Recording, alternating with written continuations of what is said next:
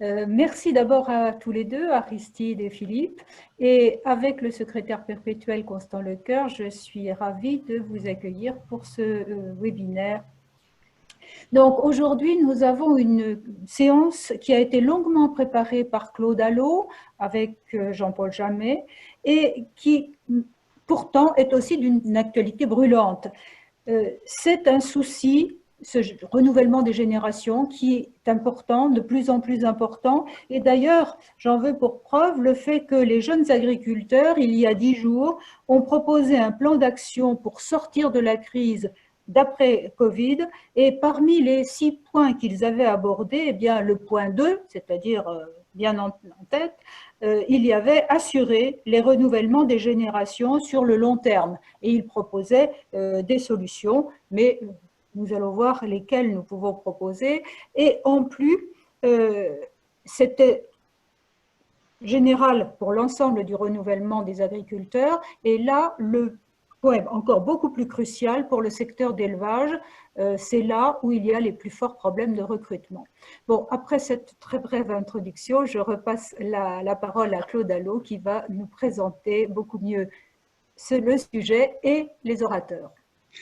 Merci, Madame la Présidente. Et bonjour à tous. Cette séance, effectivement, vous est proposée par la section des productions animales en lien et en partenariat avec… voilà, parfait. Cette section nous est présentée avec… a été préparée avec les sections sciences humaines et économie. Je remercie d'ailleurs Jean-Paul Jamet et Jean-Claude Guédon qui ont été actifs dans cette préparation. Je vais simplement rappeler l'objectif et le déroulement. Comme il vient d'être rappelé, l'agriculture est confrontée, c'est pas nouveau, devant un défi démographique qui est très important. Plus de la moitié des chefs d'exploitation ont plus de 50 ans. L'an dernier, lors du colloque de l'Académie de l'agriculture sur l'état de l'agriculture en 2019, François Purseigle nous avait parlé des bouleversements qui pouvaient être entraînés par cette situation. Dans une fiche académique assez récente, Bertrand Hervieux nous parle de bouleversement du modèle familial, par exemple, voire de désarticulation. Mais les conséquences sont très différentes selon les filières. Et on a voulu apporter une focale sur les filières élevage parce que c'est là qu'effectivement la question est la plus cruciale. C'est là que les difficultés de transmission sont les plus importantes, hein, pour des raisons que l'on connaît bien, pour des raisons qui ont trait aux revenus, à l'importance du capital qui est mobilisé, aux contraintes de travail et même maintenant à l'image avec les controverses que l'on connaît. Et depuis une dizaine d'années, dans un certain nombre de cas, au moment du renouvellement des générations, au moment de la transmission, qu'est-ce que l'on constate? On constate un abandon de l'activité de l'élevage, ce qui évidemment pose énormément de questions sur l'activité. Et finalement, la façon dont va se faire ce renouvellement des générations va être déterminant sur toutes les questions qui sont posées actuellement sur l'adaptation de l'agriculture et qui ont été complètement ravivées par la crise actuelle, que l'on parle de localisation des productions, d'évolution des modèles de production et surtout, et c'est là-dessus que nous, sur le point sur lequel nous insisterons, ce sont les problèmes de sécurité alimentaire parce que depuis le début des années 2000, dans ce pays qui a des atouts considérables pour faire de l'élevage, nous sommes pratiquement dans toutes les filières en décrochage par rapport à nos principaux concurrents communautaires. Donc, est-ce inéluctable? Est-ce qu'à la faveur du renouvellement des générations, on peut inverser la tendance? Quelles sont les leçons que l'on peut tirer de l'évolution des dernières années et quels sont les leviers qu'il convient d'actionner? Lors des états généraux de l'alimentation, pratiquement toutes les filières ont pointé ce problème du renouvellement des générations comme étant absolument essentiel. On va essayer d'y apporter notre pierre et on a fait appel pour ça à Christophe Perrault, d'abord, qui est chargé de mission à l'Institut de l'élevage et qui a été un des premiers à soulever ce problème-là il y a déjà bien longtemps et qui depuis a accompagné absolument toutes les discussions sur le sujet. Il nous fera un état des lieux complètement actualisé avec les perspectives telles qu'elles se présentent actuellement, essentiellement sur les filières herbivores. Pour nous parler de la compétitivité, Vincent Châtelier, évidemment, économiste et ingénieur de recherche à l'INRA, et qui est d'ailleurs actuellement très sollicité sur cette question de la sécurité alimentaire au regard des productions animales. Les problèmes qui sont posés interpellent aussi bien les pouvoirs publics que la recherche, que l'administration. Pour favoriser la transmission-installation, nous avons fait appel à une éleveuse qui est là, Michel Boudouin, qui est une NIMA, elle nous dira ce que ça veut dire dans le langage technocratique de la transmission. Elle est présidente de la Fédération nationale ovine, et la Fédération nationale ovine a été la première organisation à se mobiliser sur ce problème du renouvellement des générations, et de façon extrêmement ouverte. Et tout naturellement, Michel Boudouin anime, préside le groupe de travail professionnel actuellement sur renouvellement et attractivité du métier d'éleveur. Et ensuite, nous serons très attentifs à la conclusion qu'en tirera François Purcell. C'est aussi un de ses domaines de recherche et de travail, et je le remercie de se prêter à ce jeu. Voilà ce que nous vous proposons pour ces 2 heures à venir. Merci beaucoup, Claude. Donc, maintenant, nous pouvons passer la parole à Christophe. Je me permets de vous rappeler, c'est mon mauvais rôle, de surveiller votre temps de façon que nous n'avons pas la possibilité de déborder. Donc, je pense que Claude vous a donné 20 minutes maximum. D'accord, ça va aller. Merci. Donc, bonjour à toutes et à tous. Donc, effectivement, je vais vous proposer un premier exposé là, consacré à l'étude de la démographie et du renouvellement des générations en élevage, mais surtout en élevage de ruminants, avec une tentative d'état des lieux, tracer quelques perspectives et souligner des questions en suspens qui sont en cours d'investigation à l'aide de nouvelles analyses basées sur les données de la MSA. Donc, je vais commencer par une première diapo peut-être un petit peu déconcertante, mais optimiste. C'est vrai que c'est les courbes, le suivi de vieillissement des chefs d'exploitation en élevage, c'est un thème que je suis depuis longtemps. Donc j'ajoute en fait un point à chaque fois qu'il y a une nouvelle enquête aux courbes que vous voyez là. Vous avez une courbe en cloche sur le pourcentage des chefs de moins de 40 ans, avec depuis 2000 une baisse très significative de ce pourcentage de chefs de moins de 40 ans, sur lequel je vais revenir, et puis une courbe en auge à droite sur les pourcentages de chefs de plus de 50 ans, et c'est ce pourcentage-là qui effectivement approche 50% dans beaucoup de filières d'élevage. Alors vous voyez sur cette courbe qu'il y a un dernier point qui est un petit peu différent, alors pour 2 raisons. Donc les traits pleins sont issus d'une analyse des données du recensement agricole et des enquêtes structures des CSP. Le dernier point, c'est une analyse des données de la MSA qui sont exhaustives, alors qui ne sont pas tout à fait sur le même plan. C'est-à-dire qu'on intègre tous les chefs éco-exploitants au niveau de la MSA, alors que le SSP désigne ou fait désigner par les éleveurs enquêtés un chef d'exploitation. Donc ça peut expliquer un petit écart. Et l'autre raison de l'écart plus intéressant, c'est que les enquêtes structures sont réputées rater un petit peu en fait, les créations d'exploitation entre 2 recensements. Et je pense que c'est ce qui se passe un petit peu en ovin-viande à gauche, hein, donc il y a une révision assez nette du pourcentage de chefs d'exploitation ovin-viande.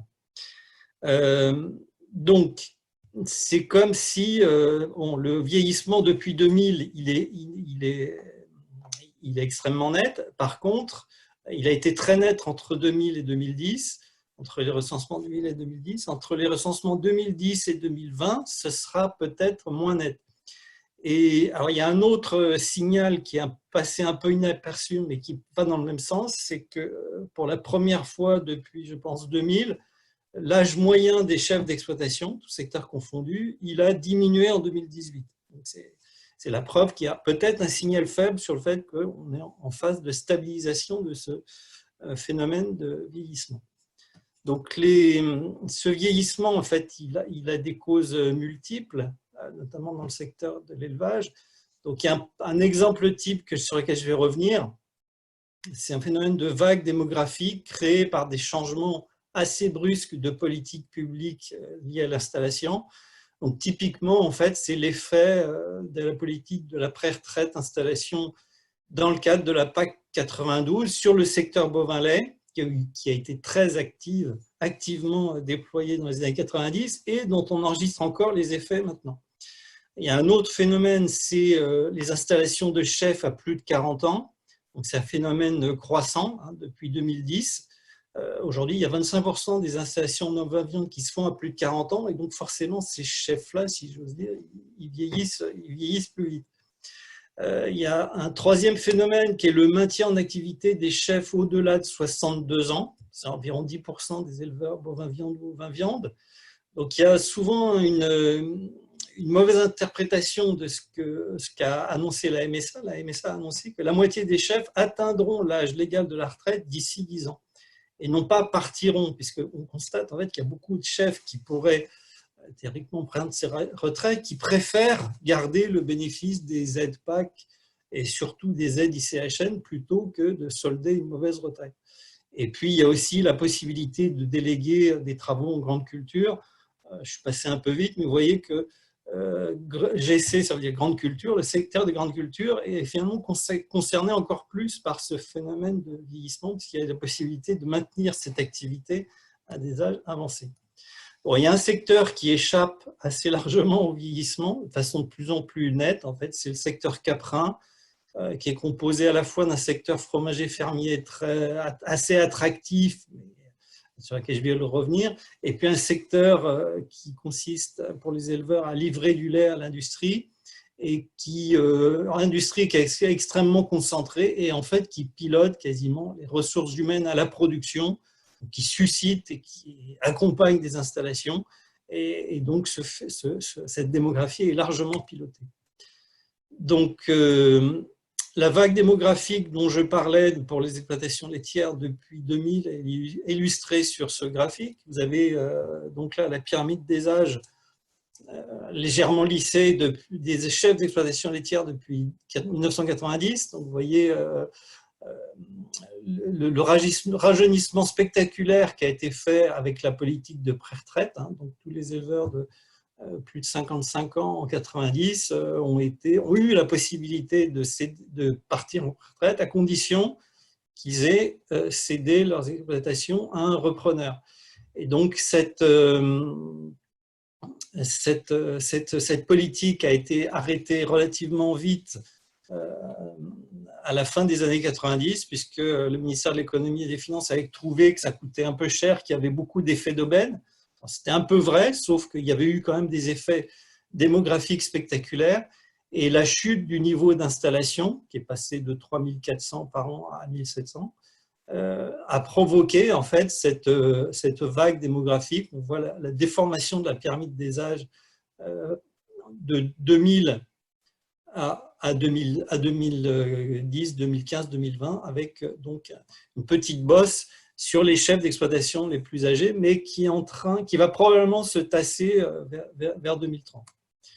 Donc l'autre exemple que j'ai utilisé, c'est le secteur des ovins-viande. J'ai dit que donc là c'était un secteur marqué par l'apparition d'installations à plus de 40 ans depuis 2010. Donc c'est les installations en vert. Donc là c'est le nombre d'installations par an. Pour des élevages à plus de 150 brebis en bleu foncé, 50 à 150 brebis en bleu clair, en vert foncé, donc les plus de 150 à plus de 40 ans, et vert clair, plus de 50 à 150, plus de 40 ans. Et donc on voit que cette nouvelle forme d'installation, combinée avec un petit élargissement du périmètre d'affiliation à la MSA en 2015, a permis d'avoir un niveau d'engagement d'actifs dans cette filière-là qui est relativement stable, voire même un peu croissant grâce à cet apport d'installation tardive. Donc aujourd'hui, c'est vrai que la situation démographique ou les enjeux de la pression démographique qui pèse sur les différentes filières, il est plus fort nettement plus fort qu'en 2000. Hein, donc, même à court terme, hein, donc il y a de 20 à 30% des cheptels qui sont détenus dans des exploitations ayant au moins un éleveur de 55 ans et plus, et parfois plus de 62 ans. Donc c'est plus le cas en fait en brebis viande. Donc il y a 30% des brebis qui sont détenues par des éleveurs de plus de 55 ans. Et ça tombe à 21% pour les éleveurs de chèvres. Donc on voit néanmoins que comme les cheptels sont un peu plus grands quand ils sont aux mains d'éleveurs jeunes, il y a quand même de 30 à 35% des cheptels qui sont localisés dans des exploitations qui ont un jeune agriculteur. Donc on voit qu'il y a quand même le renouvellement n'est pas du tout nul. Alors je précise que les analyses que je propose ici sont faites sur un champ qui me paraît intéressant de la MSA, c'est hors cotisants solidaires, hors retraités, donc hors évidemment non agriculteurs. Donc c'est un champ qui reprend à peu près les 3/4 des exploitations, mais qui reprend l'essentiel des cheptels. Il n'y a que les brebis viandes en fait, qui sont concernées par à peu près 10% du cheptel qui est dans ces catégories très peu professionnelles. Donc si on s'intéresse maintenant à l'évolution des actifs et non plus du cheptel, donc là on est face à un autre phénomène de fond qui est la diminution régulière, plus ou moins régulière suivant les secteurs et plus ou moins rapide du nombre de chefs et de co-exploitants selon les secteurs. Donc la MSA a quand même intérêt de demander en fait une activité déclarée ou revendiquée par ces agriculteurs. Donc c'est celle qui sert à catégoriser les exploitations ici. Donc on voit que la courbe bleue en haut est celle qui diminue le plus rapidement, hein, donc moins 2,8% par an entre 2010 et 2018. Donc les exploitations laitières se restructurent très vite et très bientôt, en fait, ce qu'on avait l'habitude de dire, donc le secteur laitier était le premier pourvoyeur dans l'emploi non salarié en agriculture, pas l'emploi total, l'emploi non salarié. Très bientôt, ce sera plus vrai. Ils vont descendre sous la barre des céréaliers. Donc, on voit sur ce graphique aussi un relativement bon maintien de la polyculture élevage. Donc, ça confirme que pour moi, la polyculture élevage est un des piliers de l'agriculture française. À tort, on a l'impression qu'elle disparaît, mais en fait, elle se transforme plus qu'elle ne disparaît, bien qu'elle ne fonctionne pas toujours ou rarement comme l'idéal agronomique qu'on apprend dans les écoles d'agriculture. Donc les élevages, la main-d'œuvre non salariée des exploitations bovins viande diminue un peu comme la moyenne, moins 1,5% par an contre moins 1,3% par an. Et le secteur ovin caprin est nettement plus stable, mais très hétérogène, comme je vais essayer de le souligner.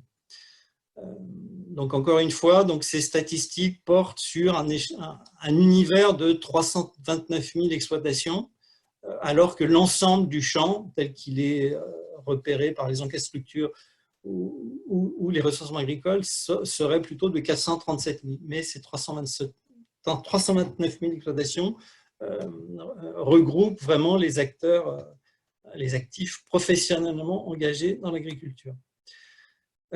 Donc, et évidemment, on devinait en fait à la lumière des éléments précédents qu'il y avait un contraste assez fort entre les secteurs qui nous intéressent spécialement aujourd'hui, hein, donc les élevages de ruminants. Donc, on a des taux de remplacement des actifs très contrastés entre donc, le secteur ovin caprin, qui, toujours d'après la MSA, est le secteur de l'agriculture le plus attractif avec le maraîchage, qui est un effet permaculture, bio, etc. L'opposé, c'est le secteur bovin-lait, hein, donc il n'y a qu'un actif sur deux qui est remplacé, d'où le taux de diminution très fort du nombre d'actifs. Et les bovins-viandes sont un peu intermédiaires, sachant que périodiquement, et c'est le cas en 2015-2016, il y a eu un transfert en fait, d'actifs du secteur bovin-lait vers le secteur bovin-viande.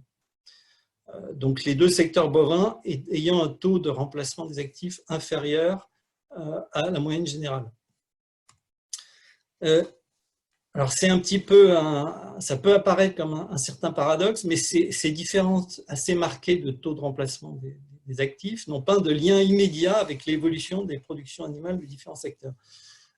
Donc, on a vu que la production laitière, le secteur de la production laitière se restructurait très, très vite, avec des gains de productivité très importants, plus 50% en 10 ans, ce qui a conduit en fait à un maintien ou à une légère hausse de la production laitière de lait de vache depuis le début de la sortie progressive des quotas, et ça reste le premier secteur économique avec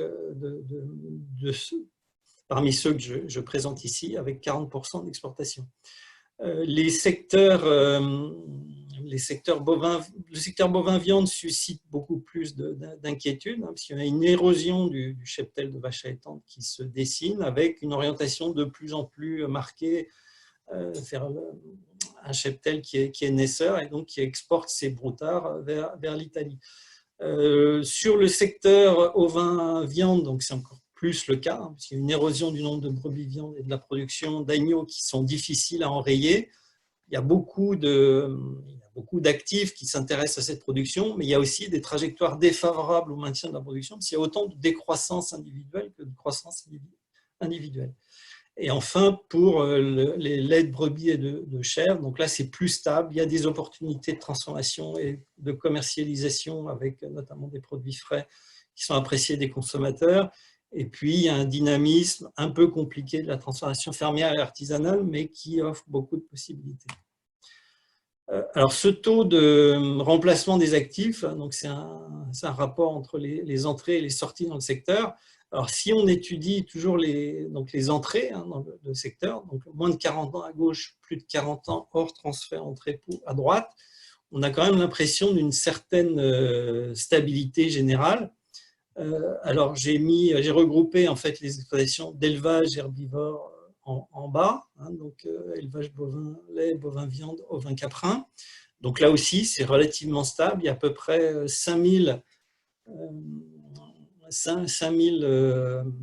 actifs qui choisissent ce métier d'éleveur par an, donc c'est 40% des installations totales. Alors cette part de marché a baissé par rapport aux années 90, où on était plutôt à 53% du total sur un total de 6200. Donc, ce qui aussi dénote un problème d'attractivité partielle sur les métiers d'élevage. Donc j'aborde maintenant un autre chapitre au-delà de ces questions quantitatives, c'est la diversité en fait, qui se cache derrière tous ces chiffres. Parce qu'aujourd'hui, être producteur de lait en France, par exemple, c'est une diversité de métiers très forte. Donc, on peut être de façon de plus en plus majoritaire co-exploitant dans un collectif de travail à la française, les fameux GAEC, donc 45% des producteurs de lait qui travaillent dans cette façon-là, dont 9% avec des tiers et 36% uniquement avec des GAEC familiaux. Donc, il y en a 6% qui sont plutôt des chefs d'entreprise qui gèrent plusieurs salariés et des capitaux comme leurs concurrents européens. Il y en a 10% qui font plutôt confiance aux robots et à d'autres technologies pour améliorer leur productivité du travail. Il y en a une minorité qui cherche des solutions différentes, alternatives à la croissance, sachant qu'il y a une croissance très forte dans les 3/4 des exploitations laitières françaises. Il y a quelques producteurs qui sont salariés de leurs voisins, alors beaucoup moins qu'au Danemark, où ça a été une conséquence de la crise laitière, mais il y en a quelques-uns. Et puis, donc, il reste un tiers d'exploitation qui ne se recasse pas dans ces catégories un peu particulières, avec le fait quand même qui est assez peu connu, c'est qu'en 2016, dans 50% d'exploitations, la traite est encore assurée par une personne seule ou un couple en tant que main-d'œuvre permanente, ce qui aussi interroge sur la suite des événements. Donc, cette diversité à un instant T, elle est reproduite par une diversité des installations qui est elle-même très forte. Donc, il y a 1700 jeunes actifs de moins de 40 ans par an qui choisissent le métier de producteur de lait et ils s'insèrent dans des exploitations qui vont de 25 à 110 vaches et de moins de 1 UTA à 5,5, donc dans des collectifs de travail, dans des formes d'exploitation qui sont très différentes. Donc la taille des bulles est proportionnelle à l'effectif, donc on voit que c'est assez réparti. Alors, j'ai étudié ça là, plus récemment sur les secteurs bovin-viande et ovin-viande, où on peut avoir l'impression que la situation est un peu plus duale. Donc, même si la distribution globale, statistiquement, n'est pas, on va dire, n'est pas bimodale, on a l'impression, d'après ce graphique, que les choix des systèmes d'exploitation à l'installation sont assez tranchés. Vous avez ici, en fait, le nombre de brebis viande qui correspondent aux différentes formes d'installation. Donc, en fait, il y a deux grandes modalités. Soit on s'installe en GAEC, et c'est particulièrement le cas en bovin-viande. Il y a 41% des jeunes qui s'installent dans le cadre de GAEC, et auquel cas l'activité agricole est en principe et presque toujours exclusive. Donc, et les cheptels sont importants, 100 vachettes en moyenne, 500 brebis. Soit on s'installe en individuel, et alors là, on va souvent compléter en fait son activité agricole de bien plus faible dimension, 40 à 30 à 25 vaches allaitantes, avec une pluriactivité qui peut être soit principale, soit même une activité agricole qui est secondaire, auquel cas on a des petits cheptels. Et donc on voit que quand on s'installe en individuel en bovin-viande, dans 18% des cas contre 22, on a une pluriactivité qui est très significative. Donc il y a un peu une situation situation duale, puisque ici il y a un peu une discontinuité qui est assurée par d'autres formes d'exploitation, mais on voit que certains choix sont très tranchés. Donc, pour finir, d'autres points qui sont en débat autour de ces questions-là. Donc, je n'ai pas parlé de l'accompagnement des installations. Il faut savoir qu'il y a une baisse tendancielle de la part des installations aidées, qui est passée de 50% justement à cette époque très favorable des années 90 à 30% aujourd'hui. On parle beaucoup des hors-cadres familiaux. Alors, moi, j'ai plutôt l'impression qu'il y a une relative stabilité. Donc, ces hors-cadres familiaux, c'était déjà 25% en 1998, c'est 30% en 2003, 32% en 2017. Donc, ces différents chiffres ont été sont largement issus d'une opération Actif Agri de synthèse qui a été coordonnée par le ministère de l'Agriculture. Vous pouvez trouver sur Internet. Donc, il y a les fameux NIMA, donc non issus du milieu agricole. Est-ce que c'est une ressource pour l'avenir? Donc, il faut savoir qu'il y a 81% des agriculteurs qui ont un père agriculteur, tous secteurs confondus. Je pense qu'en bovin, c'est plus fort, 50% des agricultrices. Donc, les femmes dans les exploitations d'élevage, en fait, on se rend compte que la situation est relativement stable. Entre 20 et 30% de chefs d'exploitation qui sont des femmes dans l'exploitation d'élevage que j'ai décrite, 30% en caprin. Et il y a un effet générationnel très fort sur le travail en couple. Donc, dans les jeunes couples de moins de 40 ans, il y a 20% des éleveurs laitiers qui travaillent en couple contre 50% chez les plus de 50 ans. Donc, il y a la question des compétences, au-delà des nombres de jeunes installés, il y a la question de leurs compétences pour arriver à gérer une activité d'élevage agricole et d'élevage dans le futur, qui est jugée un peu durement là, par un certain nombre de spécialistes, puisque en fait, le niveau de formation des actifs agricoles il est inférieur au niveau des actifs français, tous secteurs confondus. Le nouveau contexte agricole impose, au-delà de compétences techniques, des compétences économiques et surtout financières pour gérer les risques, managériales, voire environnementales, voire plus. Donc, il y a la question de la faiblesse des revenus agricoles, alors qui est évidemment un frein à l'attraction dans le secteur. Un certain nombre de compléments qui sont apportés soit par des aides sociales, soit par des revenus non agricoles qui sont fréquents et pas seulement dans les plus petites exploitations et qui, en général, quand ils sont présents, apportent au niveau des ménages un revenu supérieur. Donc, le maintien des éleveurs âgés, très âgés, en relation avec la faiblesse des retraites agricoles, j'en ai parlé.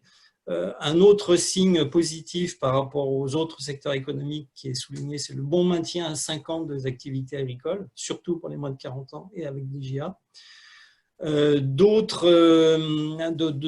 influences multiples pèsent sur les phénomènes que j'ai évoqués, donc la concurrence entre agrandissement et installation et la difficulté de trouver du foncier pour un certain nombre d'agriculteurs, de jeunes qui seraient intéressés par une activité agricole. Donc l'accès au financement, qui n'est pas forcément le premier problème à mon avis. Et puis, donc, il y a des questions d'attractivité du métier au sens plus large, avec des questions d'image et de risques qui sont un peu particuliers dans le métier. Donc, en conclusion, donc j'ai abordé en fait ce débat du renouvellement des générations qui me semble un peu protéiforme et qui cache peut-être un double décalage donc, entre les souhaits des nombreux candidats à l'installation et l'offre de ferme, ou plus souvent de places à reprendre dans des formes sociétaires, dans des GAEC. Donc, nombreux candidats à l'installation qui vont plus ou moins loin dans les parcours à l'installation, mais il faut savoir que les exploitations qui sont, les offres d'exploitation à reprendre sur le répertoire à l'installation, il y a à peu près 1 million de vues qui sont faites par année. Donc, je pense que ça suscite de l'intérêt, même s'il n'y en a que 10 000 jeunes qui vont jusqu'au bout. Ça suscite de l'intérêt. Et il y a un autre décalage potentiel donc, qui me paraît assez fort, notamment sur le secteur vin-viande, c'est le décalage entre les projets agricoles des installés récents ou certaines trajectoires d'exploitation et les attentes des filières longues, en fait, pour faire tourner les outils de transformation existants, alimenter la population française, voire exporter. Donc là, je vais passer bientôt la parole à Vincent Chatelier qui va développer tout ça. Mais on voit que cette question de renouvellement de génération n'est pas du tout indépendante de l'évolution des filières, du positionnement de l'agriculture et de l'élevage français en termes de compétitivité prix et hors prix, du positionnement en gamme, donc positionnement en gamme qui est redébattu à l'occasion de la crise du Covid-19. On voit bien qu'on ne peut pas, si on ne fait que de la montée en gamme, on va se dégarnir par rapport au fonds de rayon et à l'alimentation de masse et ouvrir la porte aux importations RHD pour les IRA. D'où une partie de ces sujets qui sont effectivement débattus qui ont été débattus lors des débats des EGA et qui figurent dans la plupart des plans de filière avec des questions difficiles à résoudre de création et de partage de la valeur et de renouvellement des générations, puisqu'on a vu que ces nouvelles productions seront à faire avec une population en grande partie renouvelée. Donc, je vous remercie pour votre attention. Vous trouverez sur le diaporama deux liens qui peuvent vous permettre d'aller plus loin en attendant une prochaine publication, notamment sur ces données, l'analyse de ces données MSA. Merci beaucoup pour votre analyse très précise avec des beaux graphiques très lisibles. Donc, merci beaucoup, Christophe. Et nous allons simplement prendre 2 questions. Il y a d'autres questions pour Claude Allo, mais on les prendra peut-être un peu plus tard. Là, Jean-Claude Guédon insiste sur ce que vous venez de montrer bien clairement en conclusion, c'est-à-dire la situation qui risque d'entretenir une dualité grandissante, un écart grandissant entre le modèle concentré, capitalistique, production de masse pour les industriels agroalimentaires, et d'autre part, ce que vous avez montré surtout pour les ovins et les caprins, c'est-à-dire la moyenne ou petite exploitation avec des circuits courts et une plus forte valeur ajoutée. Mais Yves Granger vous pose la question précise, est-ce que justement cette dualité, cette nécessité d'harmoniser les conditions de travail ne va-t-elle pas généraliser les robots de traite sans intervention de personnel? Est-ce que c'est une solution? Oui, j'ai montré que c'était une solution qui était privilégiée par un certain nombre de producteurs, en l'occurrence laitiers, surtout en France où il y a quand même des difficultés de recrutement de salariés, trouver les salariés et les payer aux conditions françaises, c'est pas facile. Donc les robots de traite suscitent beaucoup d'intérêt au niveau de la production laitière française, mais je pense qu'on va... De toute façon, on a une diversité forte qui est un peu spécifique à la France, en partie liée à son territoire très contrasté au niveau naturel, et puis des zones qui se prêtent de façon socio-économique plus ou moins au circuit court. Donc la diversité est certaine, et c'est vrai qu'il y a une partie une partie des chiffres que j'ai montrés, aussi bien en ovin-viande qu'en bovin-viande d'ailleurs, qui montrent un écart de structure à l'installation qui est très fort entre des formes maintenant en GAEC qui sont de plus en plus grandes et d'autres éleveurs en individuel avec des structures beaucoup plus petites, souvent avec de la pluriactivité, et qui pèsent de plus en plus en nombre d'actifs agricoles, mais qui, bien sûr, vont moins alimenter les filières longues en volume, d'où les questions de maintien de la production que va aborder Vincent. Bien, une question très courte avec une réponse très courte aussi. Quel écart, Jean-Paul Bonnet vous demande quel écart entre candidat à l'installation et renoncement? La part de candidats qui renoncent, c'est ça? Oui, qui sont candidats et puis qui renoncent. Elle est très forte en fait. C'est-à-dire qu'il y a un processus de… Ça dépend de ce qu'on appelle candidat à l'installation, mais des gens qui ont une envie à un moment donné, apparemment, ils sont très nombreux. Après, il y a un processus qui est nécessaire justement pour faire mûrir les projets. Et il y a un certain nombre de velléités qui sont probablement irréalistes, puisqu'on a vu qu'il y avait un problème de formation. Donc le taux de sélection est mal connu, mais il est élevé. Donc on a à la fois, parce que l'attractivité de l'agriculture et de l'élevage est, je pense, en partie réaliste, en fait, avec peut-être que ça a été dopé, ça va être dopé en fait par la crise du Covid-19, avec des envies de vie en milieu rural, avec plus d'autonomie décisionnelle d'un certain nombre de producteurs. Merci beaucoup. Nous allons passer la parole maintenant Merci. à Vincent Châtelier, qui va justement, vous avez fait la transition, qui va nous parler de la compétitivité des filières animales. Donc Vincent Châtelier, économiste de l'INRAE. Bonjour à toutes et à tous. Je vais intervenir donc dans la continuité de Christophe sur la question de la compétitivité. En fait, on se rend compte que les effets démographiques qui ont été cités tout à l'heure peuvent aller de pair avec un positionnement français à l'international et en Europe, mais pas forcément. Et donc, il faut s'interroger sur les deux volets. C'est ce que je vais faire rapidement ici. J'ai mis 2 diapos au départ pour rappeler que mon propos va s'inscrire dans la continuité de production qui ont été réalisées, à la fois dans un projet qui avait été un appel à projet recherche du ministère de l'Agriculture qui s'appelait Compagnie, et dont vous trouverez en bas le lien Internet vers les différentes productions. Un deuxième document qui s'appelle « De grands défis des solutions pour l'élevage, INRAE production animale à l'occasion de ses 30 ans », donc un gros document. Et puis un autre, un ouvrage publié à Coae qui portait sur l'impact et les services issus des élevages européens. Donc tous ces documents sont en libre service, comme on dit. Et puis une liste de publications récentes sur les questions que je vais traiter évidemment très rapidement, que chacun pourra aller consulter à l'issue de cet exposé. Donc mon exposé va être structuré en 2 parties. D'abord, prendre un peu conscience du monde dans lequel on se trouve pour la question spécifique des productions animales, donc le monde et l'Europe. Et puis une deuxième partie ciblée sur la France, en faisant le choix de ne pas traiter toutes les productions, on n'aurait pas le temps, mais quelques-unes, et notamment les bovins-viandes et le secteur laitier.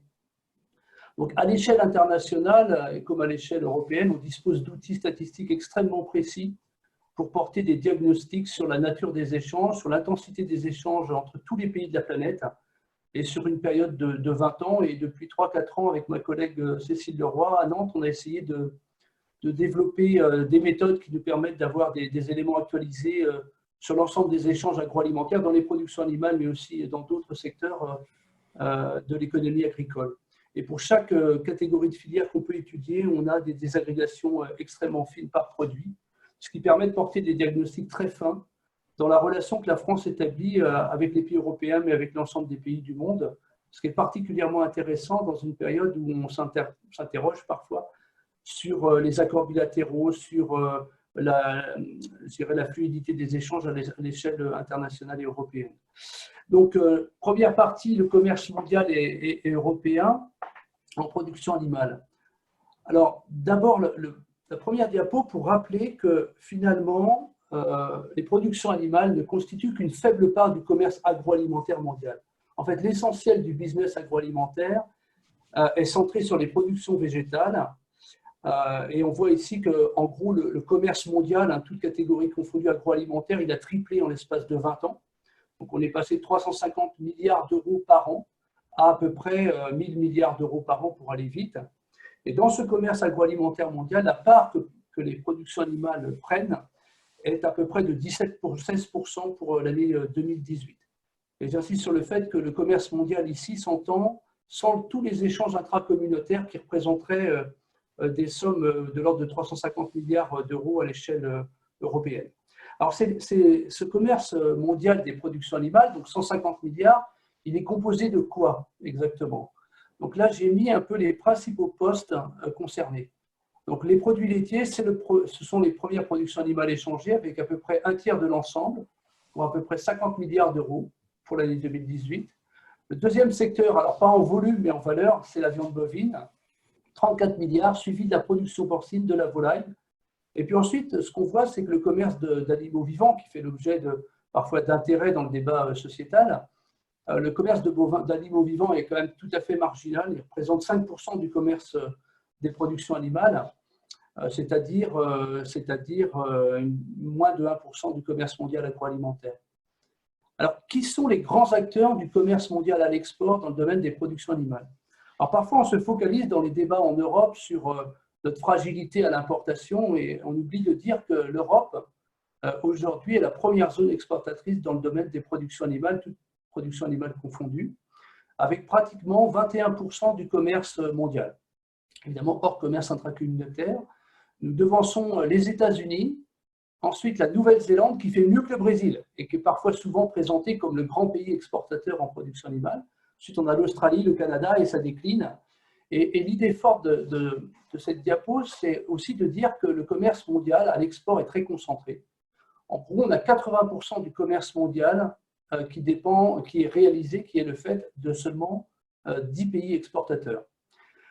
Alors, du coup, quel est le poids de l'Europe dans le commerce mondial à l'export? Donc, on a dit ici 22%, mais quand on décline en fonction des types de produits, on voit que l'Europe est très forte en viande porcine, en produits laitiers, les volailles vivantes, je l'ai dit, ça joue peu, donc en production porcine 38, en produits laitiers 34.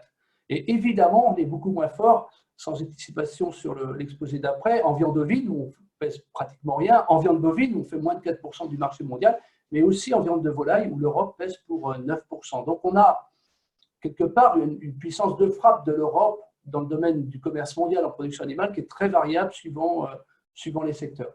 Alors, si on inverse un peu la tendance et qu'on regarde maintenant qui sont les grands importateurs, alors nous, on était premier exportateur, mais on est quatrième importateur et on représente 6% des importations mondiales.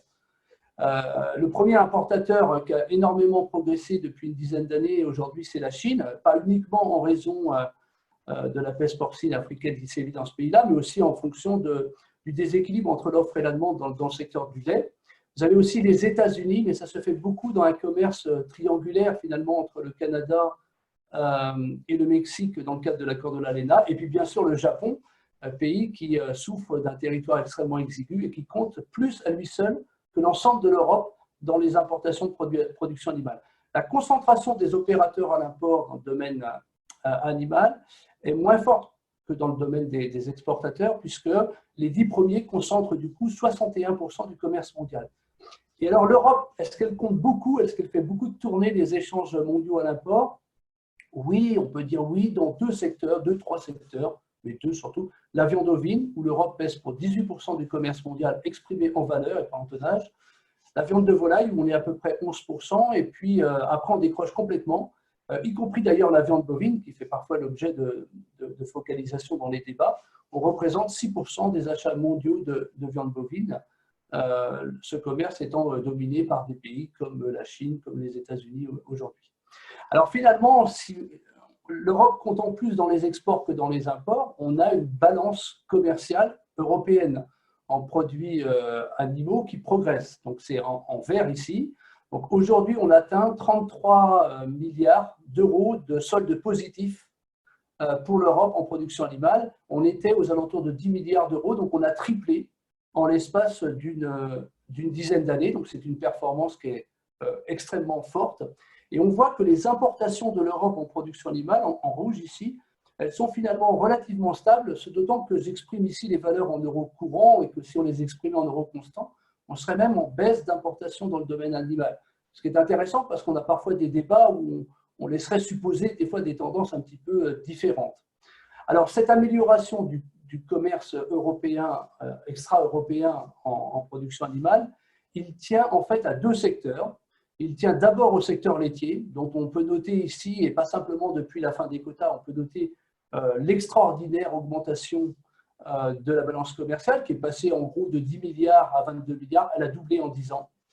Et puis l'amélioration, alors plus lente, mais entretenue aussi par la crise porcine en Chine, l'augmentation de la balance commerciale dans le secteur porcin. Donc on a deux secteurs qui ont décollé depuis 10 ans, et on a trois secteurs qui finalement depuis 20 ans sont à la limite de l'autonomie alimentaire pour ce qui est de l'Europe, sauf évidemment dans le secteur bovin, où notre déficit est, en tout cas en tonnage, de l'ordre de 20%. Donc il ne se passe pas grand-chose dans ces secteurs-là. Les deux grands secteurs qui focalisent la croissance, ce sont les produits laitiers, ce qui avait d'ailleurs justifié la fin des quotas laitiers, si on revient au débat de 2009.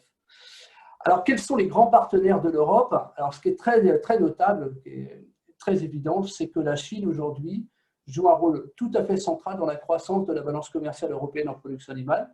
Ils étaient très peu présents dans la première décennie du siècle, là, et ils représentent aujourd'hui 10 milliards. Alors, 10 milliards d'excédents commerciaux avec la Chine, ça a des atouts, ça a aussi des fragilités, comme on le sait bien. Mais cette explosion du commerce avec la Chine est sans commune mesure avec ce qu'on a été capable de faire dans les autres pays du monde, même avec des pays très déficitaires comme le Japon, où la croissance a été modeste. En fait, on a quand même amélioré, là, sur la dernière période, la balance commerciale animale avec tous les pays partenaires de l'Europe, sauf un, et c'est logique, la Russie. Je vous renvoie à des articles qu'on a pu produire sur cette question-là. Alors, au niveau des pays avec lesquels l'Europe est déficitaire en production animale, on en a 5 qui sont majeurs, le Brésil, la Nouvelle-Zélande, la Thaïlande, l'Argentine et l'Uruguay. Et en fait, pour tous ces pays, sauf peut-être la Thaïlande, tous ces pays, on est plutôt dans une période où le trou est un peu moins violent, un peu moins important qu'avant. On a une balance commerciale avec le Brésil qui est de moins 1 milliard d'euros en production animale. Bon, il y a des enjeux très forts dans le cadre des accords en négociation, mais 1 milliard, c'est 10 fois moins que l'excédent qu'on a avec la Chine. Et ça permet un peu de replacer un peu les grands équilibres. Donc, cette présentation européenne était nécessaire pour voir dans quel cadre ensuite les jeux concurrentiels internes à l'Europe vont se positionner. D'où cette deuxième partie avec une focalisation sur la France dans l'Europe et dans le monde. Alors, toute production animale confondue tout d'abord. Donc, la France, on est quand même un grand pays d'élevage. On est le 7e pays en termes de balance commerciale dans le domaine des productions animales. La balance commerciale est de 4,2 milliards ici. Donc, c'est 3 fois moins que les Pays-Bas, c'est beaucoup moins que l'Irlande, qui est quand même un petit pays. C'est moins aussi, évidemment, que l'Espagne, c'est moins que la Pologne, maintenant, qui a beaucoup progressé. Donc, nous sommes un pays, certes excédentaire, 4 milliards, mais 7e position européenne. Et le pays le plus déficitaire en production animale, c'est celui qui vient de nous quitter, donc le Royaume-Uni, ce qui pose évidemment tout un ensemble d'enjeux, notamment pour l'Irlande, qui est un pays qui avait l'habitude de commercer beaucoup avec l'Angleterre. Alors, si on regarde ces 4,2 milliards, comment ils ont évolué, on va prendre les 7 premiers pays, on va tracer un graphique, un profil, pour voir qui gagne, qui perd depuis 20 ans. Alors, les Pays-Bas, très forte croissance de la balance commerciale, 13 milliards, ils viennent de 6, ils ont doublé. L'Irlande, très fort développement. L'Allemagne, très fort développement, sauf depuis 4-5 ans. Le Danemark, relative platitude. L'Espagne, explosion, notamment dans le domaine porcin. Pologne, très forte augmentation. Et puis la France, plutôt grande stabilité. Donc, si on reprend les 7 pays de tout à l'heure, finalement, au début des années 2000, on était plutôt bien positionné. On a été décroché par les 7 pays qui sont devant nous. Alors, si maintenant je m'intéresse à notre solde commercial français, donc 4 milliards, et que je divise ce solde en fonction de notre relation commerciale avec l'Europe ou avec les pays tiers. Alors là, c'est intéressant parce que quand on regarde avec l'Europe, ce qui se passe, c'est une profonde perte de compétitivité avec l'Europe. À telle enseigne que depuis 2018, la France est devenue déficitaire en production animale, toute production confondue encore une fois, avec les autres pays européens. Et cette dégradation, elle compte pour à peu près 2 milliards d'euros sur une période de 10 ans. Alors, inversement, on a été capable, grâce surtout à la Chine, de passer de 2 milliards à 4 milliards d'euros avec les pays tiers. Si bien qu'au global, notre balance commerciale en production animale en France, elle est relativement stable aux alentours des 4 milliards d'euros. Cette décroissance avec l'Europe, ce qui va être important, c'est de regarder dans quel secteur ça a eu lieu tout à l'heure. Alors, je passe là-dessus. Donc, alors, avec les pays tiers, ce qui s'est passé avec les pays tiers, il y a un secteur avec lequel on a été capable, en France, d'améliorer notre balance commerciale avec les pays non européens. Ce sont les produits laitiers. Et c'est surtout les produits laitiers, mais c'est surtout le lait infantile destiné à la Chine. Et donc, on a amélioré sur les produits laitiers, pendant que sur les autres secteurs de l'élevage, on n'a absolument pas amélioré, y compris d'ailleurs dans un secteur qui a parfois été cité en exemple, le secteur porcin, qui avait bénéficié d'un engouement mondial avec la crise porcine en Chine. Eh bien, on n'a pas été capable d'en profiter. En gros, on ne décolle pas dans notre relation aux pays tiers en production animale, dans les 4 filières qui sont en bas. Seul le secteur laitier connaît cette croissance. Alors, quand on regarde maintenant la relation de la France uniquement avec les pays européens, alors les choses sont un peu différentes. Il n'y a aucun secteur où on a progressé, en fait. On a très fortement dégradé, alors ça c'est un peu inquiétant, on est en train d'écrire là-dessus, très fortement dégradé notre balance commerciale avec l'Europe en produits laitiers depuis, on va dire 2010, mais aussi depuis la fin des quotas laitiers. Et on a très profondément dégradé la balance commerciale en volaille, à telle enseigne qu'elle était positive d'1 milliard d'euros au début des années 2000 et nous sommes à moins 400 millions d'euros aujourd'hui. Pour ce qui est du secteur ovin, dont on sait qu'il est historiquement déficitaire et largement déficitaire, on n'a pas creusé le trou, j'ai envie de dire les choses de cette façon-là. Et pour le secteur bovin-viand, la détérioration avec l'Europe, elle n'est pas aussi forte que ça, et je vais y revenir. Juste un petit mot sur la volaille, parce qu'il y a des graphiques qui sont assez simples à comprendre. Vous avez donc sous les yeux l'évolution des importations de la France en viande de volaille. Donc je pense que c'est assez intéressant de choisir ce graphique parce qu'on a beaucoup de débats, notamment depuis les États généraux de l'alimentation, sur la montée en gamme, sur la qualité des produits français. Mais on a aussi cette réalité qui s'impose à nous, c'est que dans certains secteurs, dont le secteur de la volaille, on a eu de cesse d'augmenter nos importations, alors notamment en volaille découpée, ce qui peut permettre de satisfaire la restauration hors domicile. Et on a un concurrent qui monte en puissance très fort, qui est la Pologne aujourd'hui, qui arrive en 2e position des fournisseurs de la France en volaille. Juste un petit mot sur le secteur porcin. Le secteur porcin, c'est beaucoup moins dramatique. Il n'y a pas une explosion des importations. On est plutôt en stabilité depuis une dizaine d'années. Mais on est coincé entre 2 très grands fournisseurs extrêmement puissants sur les marchés mondiaux, l'Espagne et l'Allemagne. Donc, quelque part, on est approvisionné par les leaders européens et beaucoup plus marginalement, pour des produits plus qualitatifs, par les Italiens. Mais il n'y a pas une augmentation, une explosion des importations. Et ça s'explique aussi par le fait que dans le secteur porcin, il n'y a pas d'augmentation de la consommation en France, alors que c'est vraiment le cas dans la volaille de découpe. Donc, je vais choisir 2 petits secteurs, 2 gros secteurs, mais rapidement, le secteur bovin-viande et le secteur laitier. Sur le secteur bovin-viande français, finalement, on est le 3e pays excédentaire dans le secteur bovin, parce qu'il faut évidemment bien séparer, et ça a été rappelé dans l'exposé précédent, bien séparer la viande bovine des animaux vivants. Alors, si on cumule les deux, comme c'est fait dans ce graphique, la France est le 3e pays excédentaire dans le secteur bovin, derrière l'Irlande et derrière la Pologne. Et elle fournit, on verra tout à l'heure, la France fournit beaucoup l'Italie, qui est le pays le plus déficitaire, mais dont le déficit ne progresse plus. D'ailleurs, il n'y a pas beaucoup de pays pour lesquels le déficit se creuse parce que la consommation de viande bovine n'est pas aujourd'hui en progression. Alors, vous avez sous les yeux l'évolution de la balance commerciale de la France dans le secteur bovin. Donc, en gros, en vert, c'est le solde. En gros, en vert, c'est assez stable, aux alentours de 800, 900 millions, 1 milliard d'euros par an d'excédent, avec une petite progression sur la période récente des exportations, pas d'augmentation des importations. Donc, 1 milliard de balance commerciale positive dans le secteur bovin français. Et il faut évidemment découper ça en fonction de bovins vivants ou viande bovine. Donc, pour les bovins vivants, en milliards d'euros, nos exportations de 2019 se situent à peu près dans les niveaux des années 2011, et pas très loin non plus de 2006. On n'a pas beaucoup progressé. Bon, les valeurs sont en monnaie courante. Et la clientèle non plus. En gros, on a un secteur très figé dans sa relation commerciale, et ce n'est pas nouveau, avec deux gros clients qui font l'essentiel de notre marché, l'Italie et l'Espagne, mais des pays qui sont quand même pas plus demandeurs que ça. Regardez l'Italie ici en 2006, on n'est pas plus haut en valeur courante.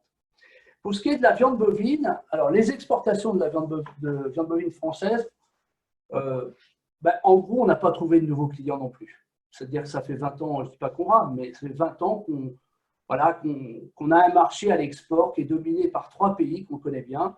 L'Italie, alors c'est un peu dommage parce qu'ils commencent des fois à s'approvisionner ailleurs, je n'ai pas le temps de le développer. La Grèce, pour les raisons économiques que chacun connaît, qui a baissé ses importations de viande bovine. Et l'Allemagne qui importe davantage aujourd'hui de viande bovine en provenance de la Pologne, qui devient parallèlement un grand pays laitier.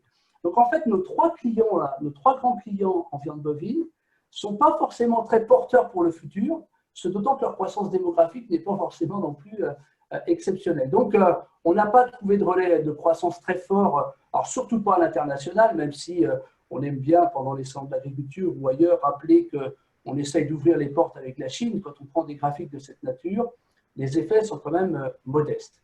Alors pour ce qui est des importations, c'est peut-être rassurant ce graphique, c'est que les importations de la France en viande bovine, elles n'ont pas progressé non plus. Et là, on l'exprime en tonnage.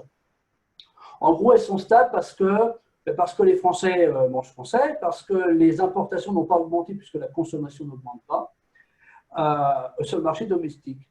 Alors, en gros, les fournisseurs de la France, c'est Pays-Bas, Irlande, Allemagne. Il faut se méfier de l'Irlande parce qu'ils ont quand même plus de vaches allaitantes que les Néerlandais. Et ils peuvent venir concurrencer des produits qualitatifs français dans un certain nombre de marchés. On voit aussi là aussi la montée en puissance légère de la Pologne, les principaux fournisseurs de la France étant naturellement des pays européens. Alors, je vais finir sur le secteur laitier. Je peux vous demander, excusez-moi, je peux vous demander d'accélérer un petit peu parce que là, vos 20 minutes sont écoulées. Je vais à la fin. Donc, on arrive sur le secteur laitier. Je vais choisir ce graphique qui va être très simple à comprendre.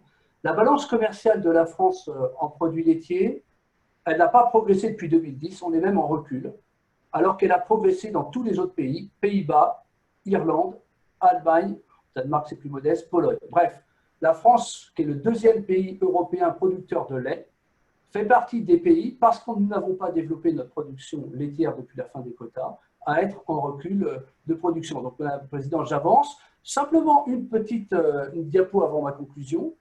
Vous avez sous les yeux les importations de la France en fromage. Donc, on va essayer d'écrire pourquoi, quel type de fromage. C'est beaucoup de fromages ingrédients pour servir l'industrie agroalimentaire et pour servir la restauration hors domicile.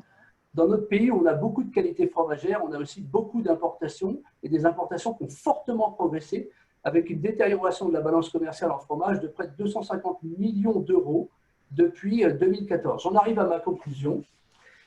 Alors, le premier point, c'est sur les pays non européens. Donc, en gros, on a une balance commerciale qui progresse, mais cette progression est trop exclusivement liée à la Chine. Nous avons des groupes privés internationalisés français qui se développent, mais qui se développent surtout avec des produits achetés en externe, qui ne se développent pas forcément, comme Lactalis, comme Danone, avec des produits français pour origine. Ça pose problème par rapport aux grandes coopératives du nord de l'Europe qui exportent des produits locaux. Les coopératives françaises sont moins compétitives que celles du nord. Il est difficile de vendre cher des produits en avançant le seul argument de la qualité à l'international. On n'a pas beaucoup prouvé qu'on était, à part sur le cognac, mais on n'a pas beaucoup prouvé qu'on était capable de le faire en production animale. Qu'on vient de séduire de nouveaux partenaires. On n'a pas trouvé beaucoup de nouveaux partenaires depuis 10 ans. Et de se rappeler que les produits demandés ne sont pas nécessairement ceux que nous apprécions. Et je termine par l'Europe avec un point très clair, c'est que la France est devenue déficitaire en production animale avec l'Europe depuis 2018. Parce que certains États membres développent leur production agricole alors qu'ils n'ont pas une élévation en interne de la consommation. On a une grande diversité de produits en France, de produits finis issus des filières animales, qui favorisent la consommation des ménages, mais qui ne satisfait pas nécessairement les attentes de la restauration hors domicile. Donc il faut sûrement revoir le couple prix-produit. Et on a tout un ensemble de débats, donc là je suis en train de travailler là-dessus en ce moment pour un appel d'offres du Parlement européen. On s'engage pour 2 ans de débat dans la continuité de la sortie des publications du Green Deal et de la communication Farm to Fork, dans tout un ensemble de débats sur la nécessité peut-être de réduire les activités d'élevage en Europe. Je pense qu'il faudra d'abord commencer par les pays qui ont fortement développé leur balance commerciale avant de penser qu'en France, on doit le faire pour les autres. Voilà, je vous remercie, Madame la Présidente. Merci beaucoup. Merci pour… Enfin, c'est un peu triste comme constat parce que finalement, l'élevage est vraiment en difficulté, aussi bien pour… et même pour les fromages. C'est tout à fait inquiétant. Est-ce que vous voyez cette tendance qui s'aggrave ou… Bon, alors j'ai simplement une réponse de M. Poustomis qui a répondu à la question de Jean-Paul Monnet de tout à l'heure et qui disait sur le nombre de candidats et d'installations, il nous disait que dans le Tarn, il y a environ 240 candidats par an avec un projet. Et de ces 240 candidats, eh bien, il n'y en a que 60 à 80 qui s'installent. Voilà une réponse précise. Là, je ne sais pas si vous avez une réponse à la question. C'est comment évolue la part de l'emploi salarié? Plusieurs se posent la question de l'emploi salarié dans les élevages. Je vais laisser Christophe répondre. C'est Christophe qui répond. Mettez votre micro. Elle progresse très faiblement. Il y a eu une progression assez sensible dans les exploitations laitières bovines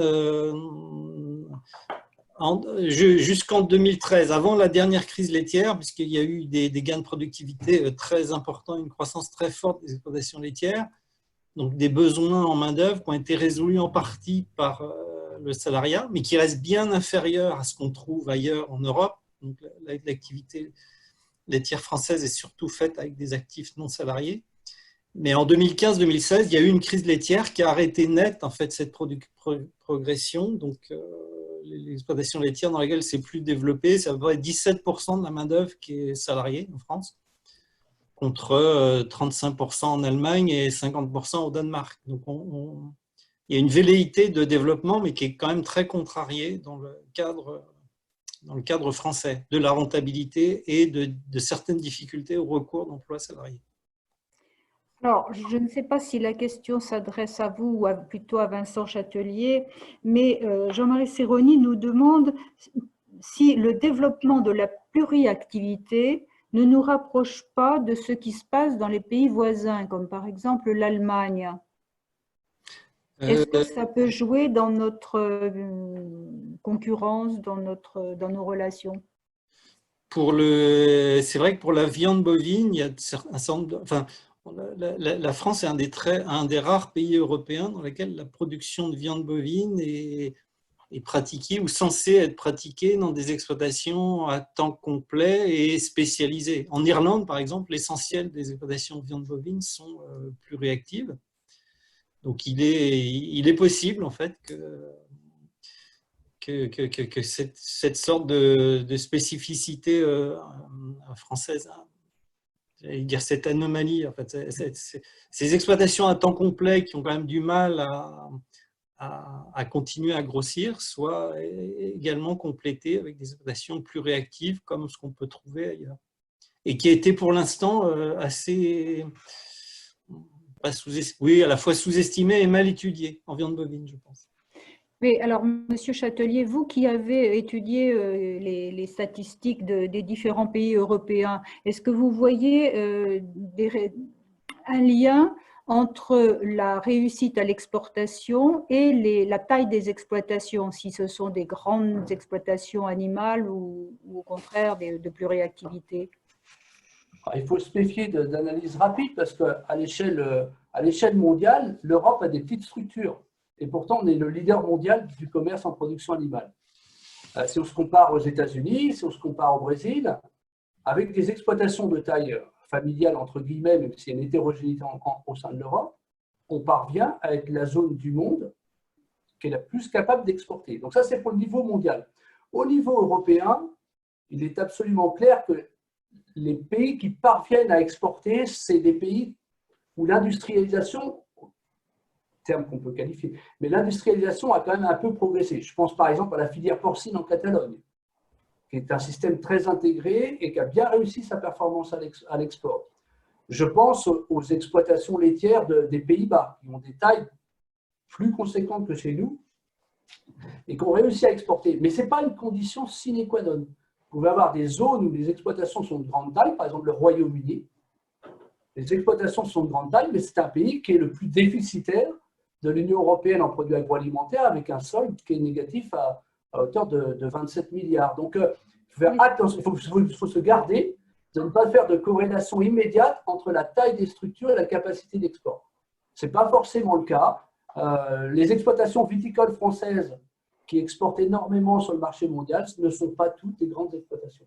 Donc, je suis prudent dans la réponse à cette question. Bien. Et alors, je peux vous poser une dernière question qui porte sur les fromages. Là, vous n'avez pas eu le temps de nous développer un petit peu. C'est la même chose. Ce sont des fromages moins chers que nos fromages AOC ou... Alors, sur les fromages, ce qui se passe surtout, c'est qu'on a eu, la détérioration est beaucoup liée à l'Italie. C'est-à-dire que depuis 4-5 ans, l'Italie, à la fois, ils ont des fromages qualitatifs qui concurrencent les nôtres, et c'est un pays qui a aussi sa crise économique, qui n'a pas une forte croissance démographique et qui a besoin, du coup, d'acheter un peu moins de fromage. Donc, c'est lié à un repli du marché domestique italien. C'est un premier facteur. Et il y a un deuxième facteur majeur, on va les mettre en écrit, c'est les importations de fromage, ingrédients, qui sont utilisés pour faire des sandwichs et qui viennent d'Allemagne, qui viennent de Belgique, qui viennent des Pays-Bas sur le marché français. Donc, il y a plusieurs faisceaux derrière les fromages.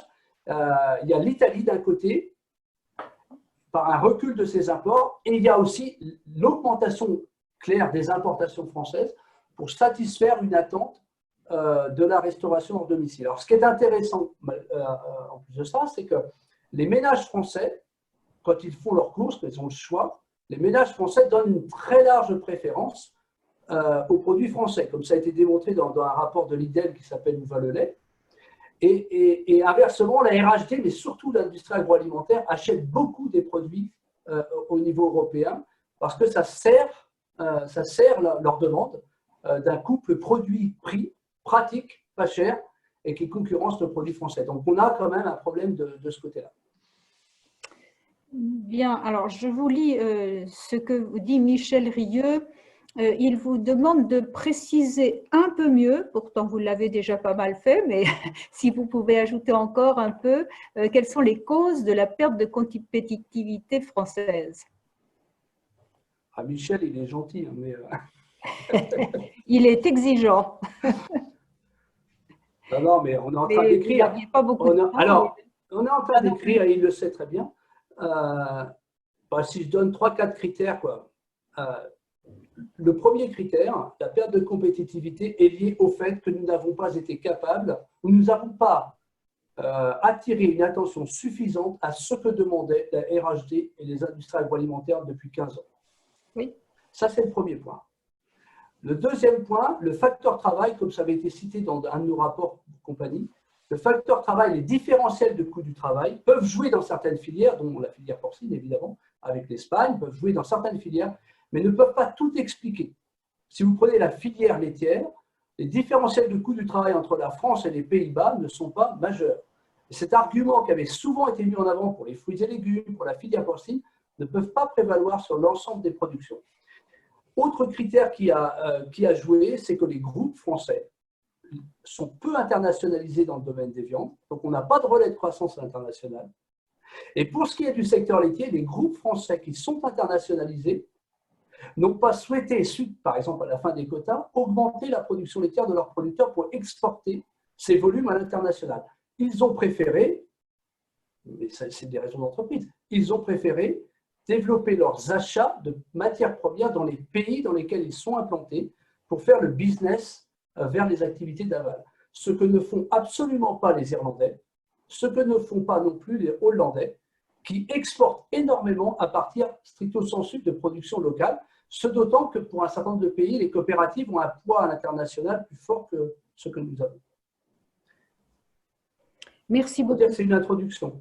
Oui, c'était très clair, merci beaucoup. Il nous reste pas mal de questions, mais qui portent surtout sur les politiques et les remèdes. Donc, je crois que nous allons les garder pour la fin et passer directement la parole à Michel Boudouin qui va nous parler justement des remèdes, des possibilités d'améliorer la situation, et Claude Allo pourra aussi se joindre à Michel pour répondre. Donc je vous laisse la parole pour 20 minutes. Je disais bonjour à tous et puis je vous remercie de me permettre de m'exprimer aujourd'hui.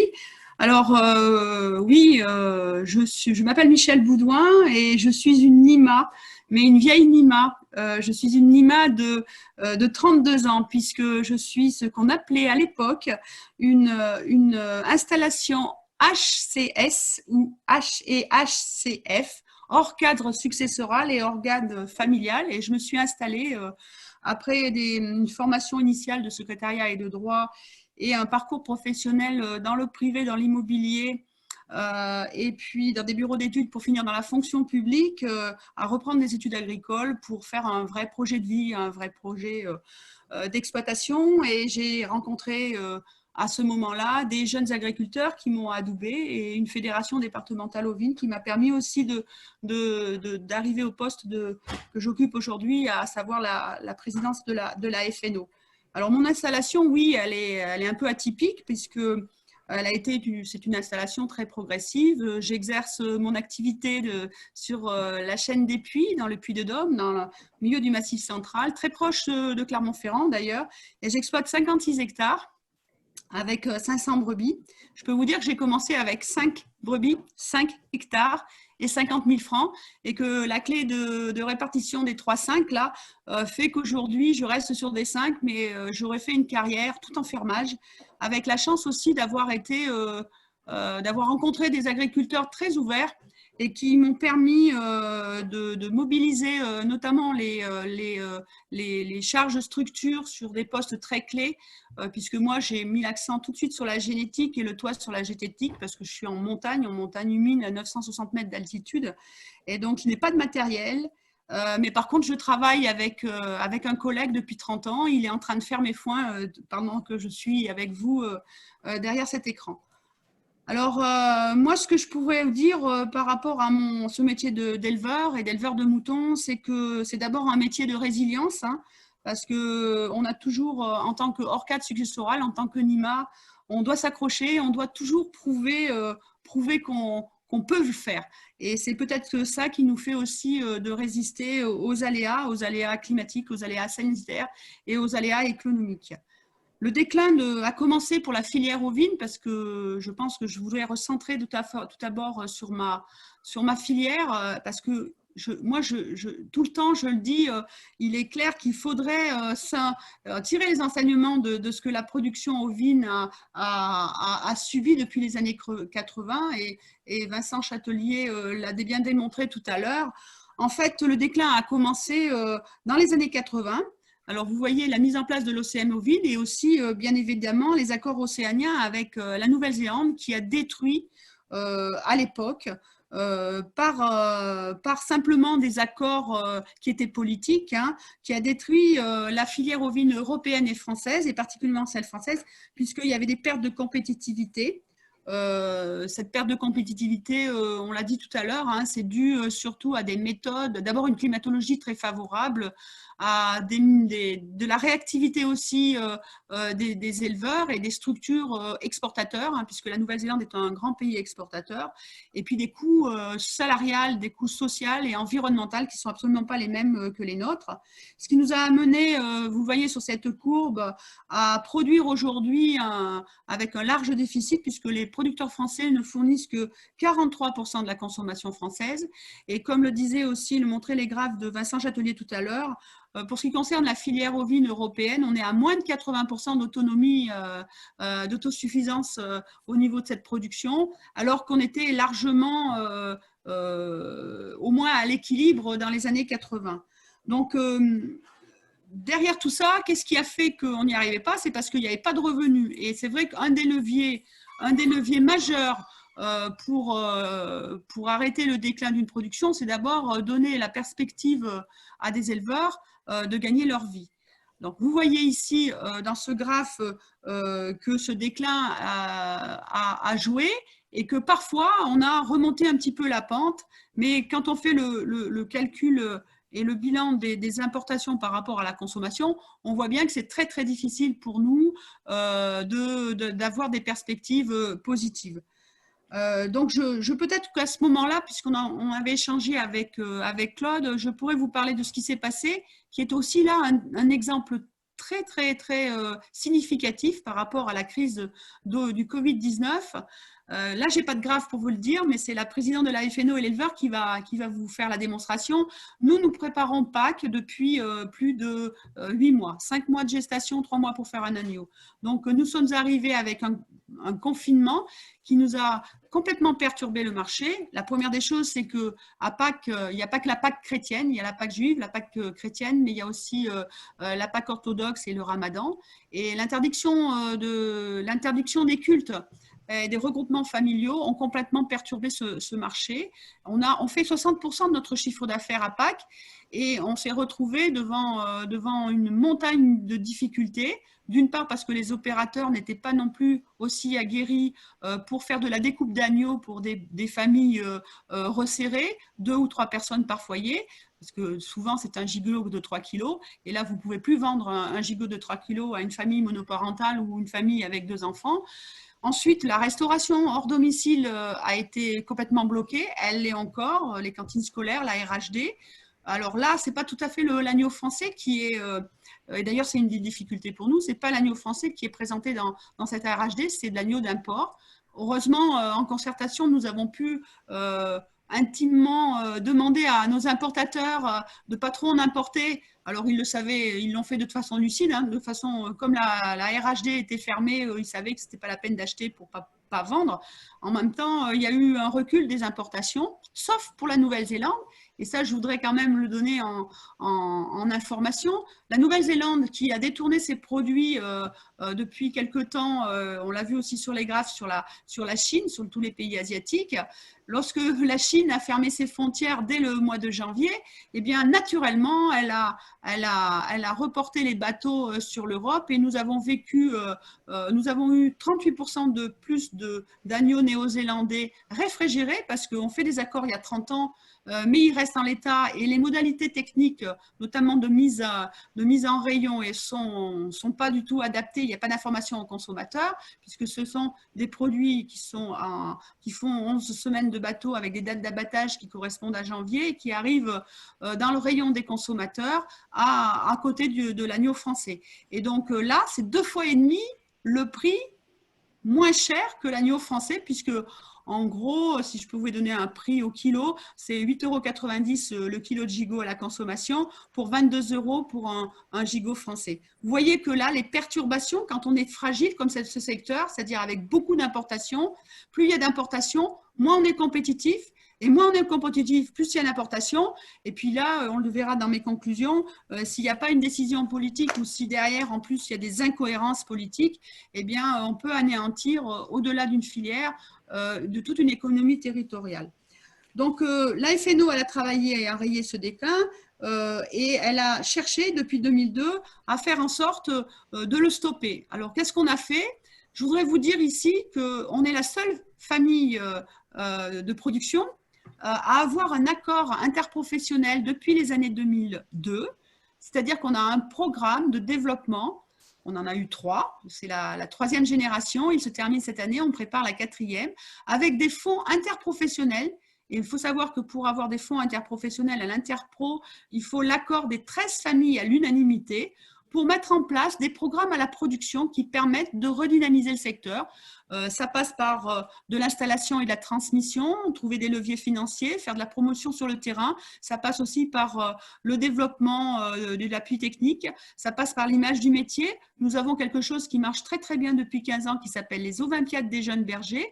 Ce sont des concours dans les lycées agricoles au niveau français et au niveau régional et on fait les finales au niveau du SIA tous les ans. Et il est même international puisque nous avons une association et nous avons des concurrents européens qui viennent concourir au salon de l'agriculture. Et c'était une image pour redynamiser le métier, c'est-à-dire on ne travaille plus de la même façon que par le passé. Et les jeunes éleveurs, ils travaillent avec des outils informatiques, ils font du tri et ça permet de donner un peu plus d'attractivité. Et nous avons aussi un gros programme sur le développement environnemental parce qu'il nous faut aussi travailler sur le dérèglement climatique et le réchauffement climatique. Donc, ces partenaires nous accompagnent, nous pensons qu'ils vont nous accompagner encore, mais vous voyez que pour pouvoir lutter et inverser les tendances, il faut qu'on soit unis et qu'il faut qu'on soit très nombreux. Alors, Claude m'a demandé de parler de ma présidence à la CNE du groupe de travail de l'attractivité du métier. Et donc, nous avons donc en avant là le premier des freins à l'élevage, c'est effectivement le revenu. Le revenu est essentiel. C'est le seul levier que l'éleveur comprenne. Et donc, quand vous voyez le premier graphe et le montant, le revenu à la fois du secteur végétal et des autres grandes cultures, vous voyez bien que le monde de l'élevage est à la traîne. Et quand on regarde la comparaison au niveau de l'élevage aussi, vous voyez que la production ovine reste un des revenus les plus faibles. Et effectivement, même pour les jeunes générations dont parlait Christophe, c'est très très difficile de pouvoir attirer les gens en leur disant vous allez beaucoup travailler et puis derrière vous ne pourrez pas gagner votre vie, quoi. Donc le travail de la CNE, une fois qu'on a eu dit ça, alors je vous reprécise que la CNE, c'est de nombreuses organisations qui ont participé à ces travaux. Vous les voyez ici, mais c'est ouvert, c'est-à-dire qu'il y a les interprofessions, mais il y a aussi le ministère de l'Agriculture et l'enseignement. Vous avez AgroParisTech. Et puis nous avons imaginé, nous travaillons pour trouver des thèmes et puis pour derrière mettre des actions concrètes. Donc nous avons aussi des sites que nous avons inscrits pour les enseignants. Et puis je vais vous parler principalement de ces sites. Donc, diapo suivante, s'il te plaît. Donc, vous voyez qu'on a mis tout en œuvre pour donner envie aux jeunes générations de revenir sur le métier d'élevage. Parce que le métier d'élevage, c'est un métier très gourmand en temps. Vous savez, même moi, j'ai l'habitude de dire dans mon propre métier d'éleveur de brebis, quand vous avez une vache devant vous, vous avez une vache. Quand vous avez une UGB ovine, vous avez 7 à 10 brebis.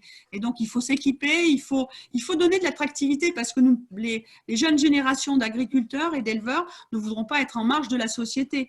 Donc, nous avons fait une plateforme pour que les jeunes parlent aux jeunes et c'est pour ça que vous voyez que le site Devenir éleveur, éleveuse a beaucoup de fréquentation et a fortiori, vous le voyez peut-être pas là très très bien, mais il y a beaucoup de fréquentation liée au Covid-19. Il y a eu un pic de fréquentation, de curiosité. Je pense que les confinés étant confinés, on s'est mis à manger de l'agneau ou des produits français et en fait ce qu'on mange à la maison, on aimerait bien savoir comment c'est produit.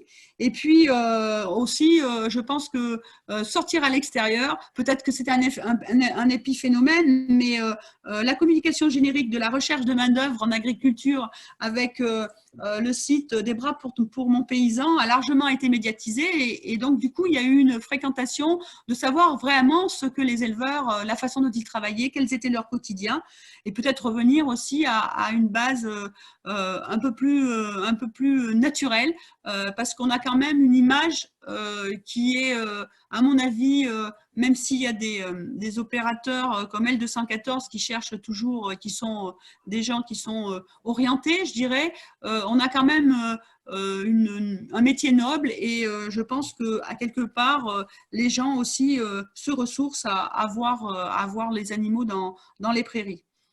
Donc, voilà, je vais revenir à ce livre blanc.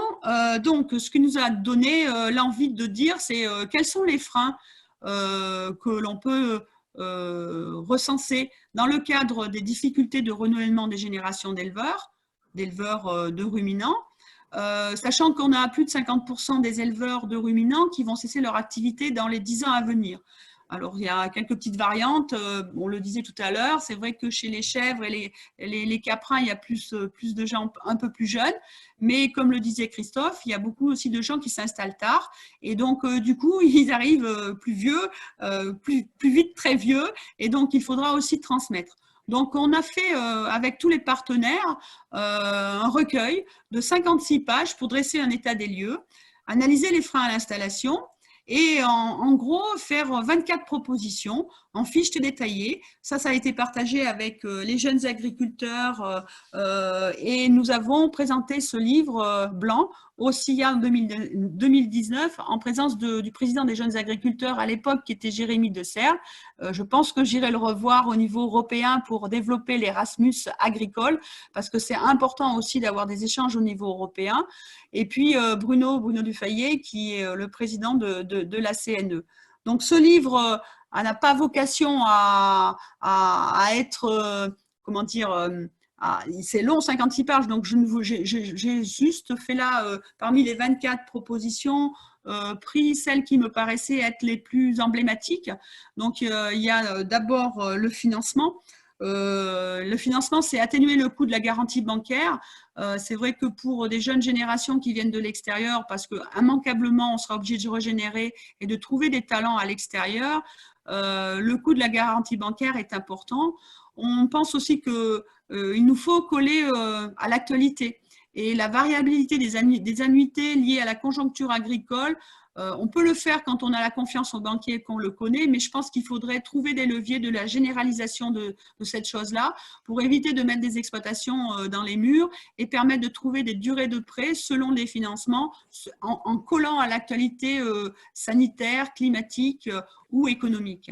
Et puis, créer aussi et développer une méthode harmonisée d'évaluation des valeurs d'exploitation parce que, je vous le disais en aparté, moi j'ai eu la chance de pouvoir trouver des propriétaires, mais j'aurais passé ma carrière sur des 56 hectares de fermage avec l'utilisation d'une estive, mais je n'ai pas eu à acheter, à immobiliser sur le foncier.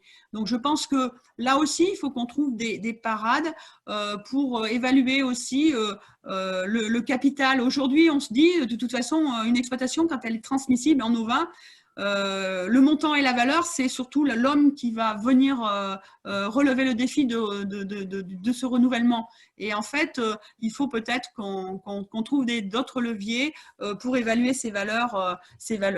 Ensuite, il y a la formation.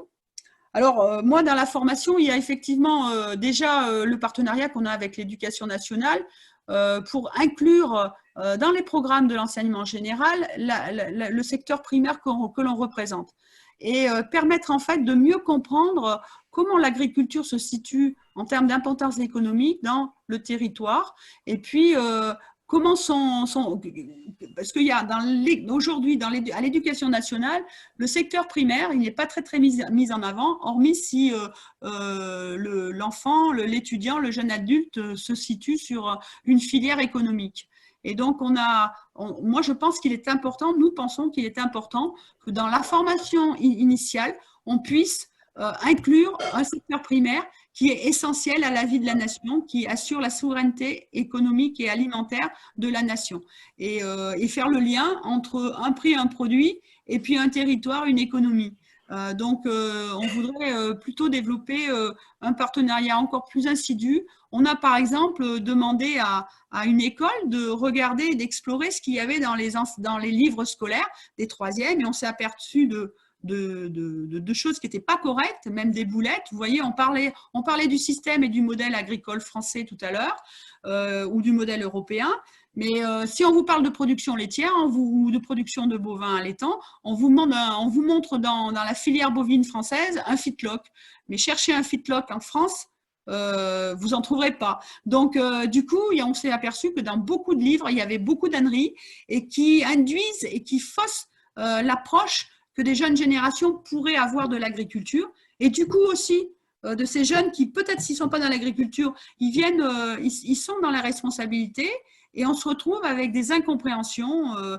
Déjà, on a les problèmes des échanges qu'il peut y avoir entre les urbains et puis les ruraux. Et après, on se retrouve complètement en décalage avec des politiques publiques qui ne sont pas en phase avec la réalité du terrain. Donc, travailler avec l'enseignement agricole, on le fait déjà. On a la chance. Vraiment, c'est une chance d'avoir un enseignement qui est rattaché, l'enseignement agricole rattaché au ministère de l'Agriculture, mais il faut encore adapter et moderniser les programmes des formations des lycées et puis dans le supérieur, et puis jouer aussi sur le certificat de spécialisation. Alors, le livre blanc de la CNE n'est pas allé aussi loin, mais moi, je voudrais vous parler personnellement dans le cadre de la formation. Je pense qu'il est essentiel de former les jeunes, mais aussi de former les anciens, les vieux, ceux qui vont partir, comme ceux aussi qui seront salariés, parce que nous avons besoin de main-d'œuvre. Et ce n'est pas péjoratif d'être salarié agricole, ce sont des vrais collaborateurs dont nous avons besoin. Donc, il faut aussi changer les modèles ou ce qu'on a dans la tête par rapport à ça. Moi, je pense qu'il faudrait qu'on inclue dans les DJA une formation continue, comme on l'a dans le monde salarié. Et je pense aussi qu'il serait nécessaire de former ces cédants à les préparer à notre projet de vie lorsque, à moins 5 ans de la retraite, ils se préparent à transmettre leur outil. Et là, c'est carrément de faire des plans de carrière ou des bilans de compétences qui permettraient aussi à faire des portes de sortie à des jeunes générations. On pense, enfin, je pense partager avec pas mal d'entre mes collègues. Aujourd'hui, quelqu'un qui s'installe en agriculture, on ne sait pas s'il va faire toute sa carrière en agriculture. Et comme les anglo-saxons, ce n'est pas péjoratif de dire à un moment donné, j'en ai peut-être fait le tour, j'ai envie de faire autre chose. Et peut-être que ça, il faut qu'on l'inscrive dans les futures générations qui vont s'installer pour permettre justement de moins bloquer les gens. Ce n'est pas un échec à 10 ans de l'installation de dire ben voilà, qu'est-ce que je fais, comment je me positionne, est-ce que fiscalement, économiquement, techniquement ça va, quel projet je me donne pour les 10 ans à venir, ou est-ce que vraiment j'en ai marre, ou en familialement parlant, on ne peut plus faire. Et là, on a un outil avant qu'il se dégrade, on peut le remettre en service auprès d'un autre qui pourra faire avec une autre vision et ça pourra progresser. Donc, je pense qu'il faut améliorer cette formation, faire de la formation tout au long de sa carrière pour pouvoir mieux appréhender aussi de façon en macro, parce qu'une ferme, ça ne s'arrête pas au bout du chemin. Une ferme, elle est malgré tout, même si des fois on fait l'autruche, mais elle est mondialisée. Et on voit bien aujourd'hui, avec les échanges mondiaux, les échanges européens et une pandémie telle qu'on la vit aujourd'hui, on voit bien qu'on est en interaction avec les autres. Alors bien sûr, il faut améliorer la fiscalité de la transmission et de l'épargne. Donc, on a imaginé de mettre des dotations uniques d'épargne-transmission pour permettre que les outils soient moins lourds à la transmission, comme des installations progressives, hein, c'est important. Et puis pour ça, même si on l'a vu avec les travaux d'IDEL, il nous faut un véritable observatoire de l'installation et du suivi à l'échelle locale et par secteur de production. Et puis, ce livre blanc, et nous avons eu encore un séminaire il n'y a pas si longtemps, nous, ce qu'on souhaiterait, c'est renverser la tendance au niveau de l'image, obtenir des financements ambitieux pour une grande campagne de communication sur l'image du métier de l'éleveur, en partenariat avec les interprofessions. Et on est allé jusqu'à dire il faut une campagne télé comme les artisans l'ont. Parce que nous recrutons, quoi. Et on le voit, nous, en filière ovine, quand on dit la filière ovine recrute, parfois, sur nos sites innovants, on a des demandes d'emploi. Alors, des fois, qui sont un peu décalées parce que ce n'est pas tout à fait comme ça que les gens le voient. Mais en fait, moi, je pense qu'il faut renverser cette tendance pour moderniser l'image de l'éleveur. Ça se fait par les sites, mais ça se fait aussi par, à un moment donné, une campagne télé, un bus de l'élevage qui va se promener sur les plages pour dire est-ce que ça ne pourrait pas vous intéresser. Enfin, je pense que pour trouver des talents pour reprendre le flambeau, il faudra vraiment mettre en place des choses un peu plus offensives et un peu plus d'argent sûrement pour dire que nous n'avons, nous, pas à rougir de nourrir les hommes et avec nos viandes, notre lait, nos fromages, et qu'à travers notre métier, il y a aussi, on fournit aussi des paysages, on participe à l'économie territoriale et à l'économie tout court, et ça, nous devons le faire savoir. Bien, je vous remercie beaucoup, madame. Je voulais juste… Il faut absolument que vous concluiez très rapidement. D'accord, ok. Vous avez dépassé votre temps. Ok. Donc, pour inverser cette tendance, donc, nous n'avons pas d'autre choix que de régler le revenu.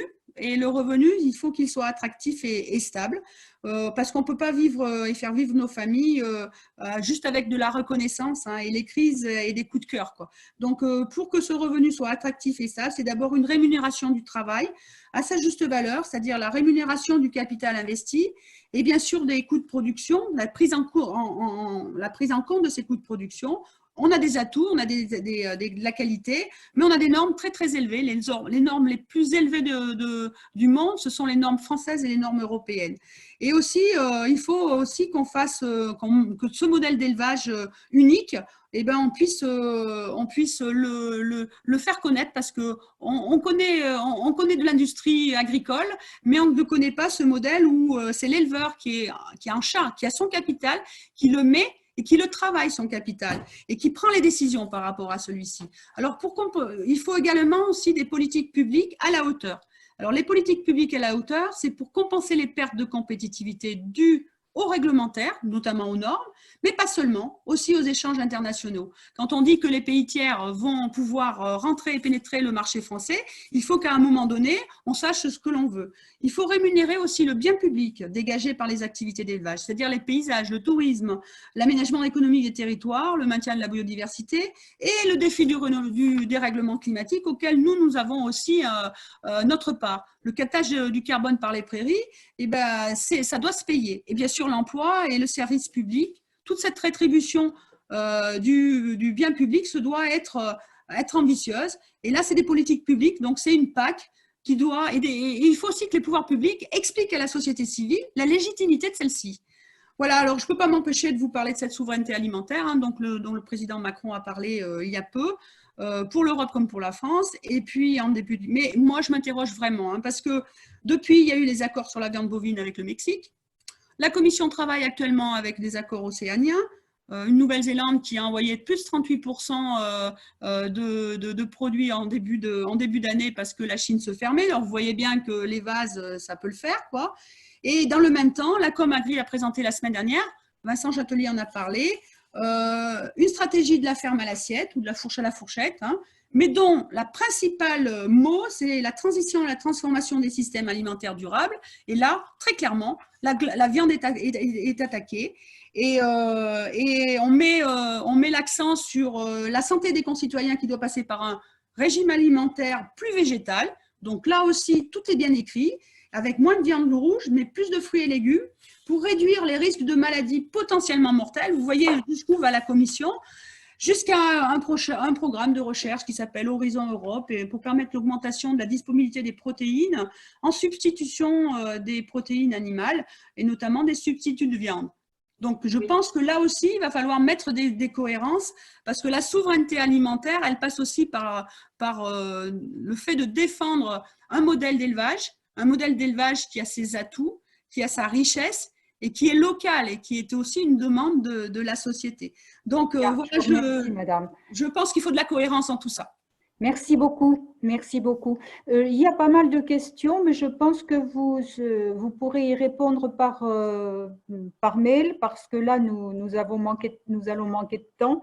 Et je vais reprendre simplement la question que Monsieur Ouarchaoui avait posée pour Monsieur Claude Allo. Hein, là, je crois que vous avez pas mal détaillé les aspects financiers, donc vous pourrez répondre aux questions supplémentaires par mail. Donc, je vais poser la question à Claude Allo.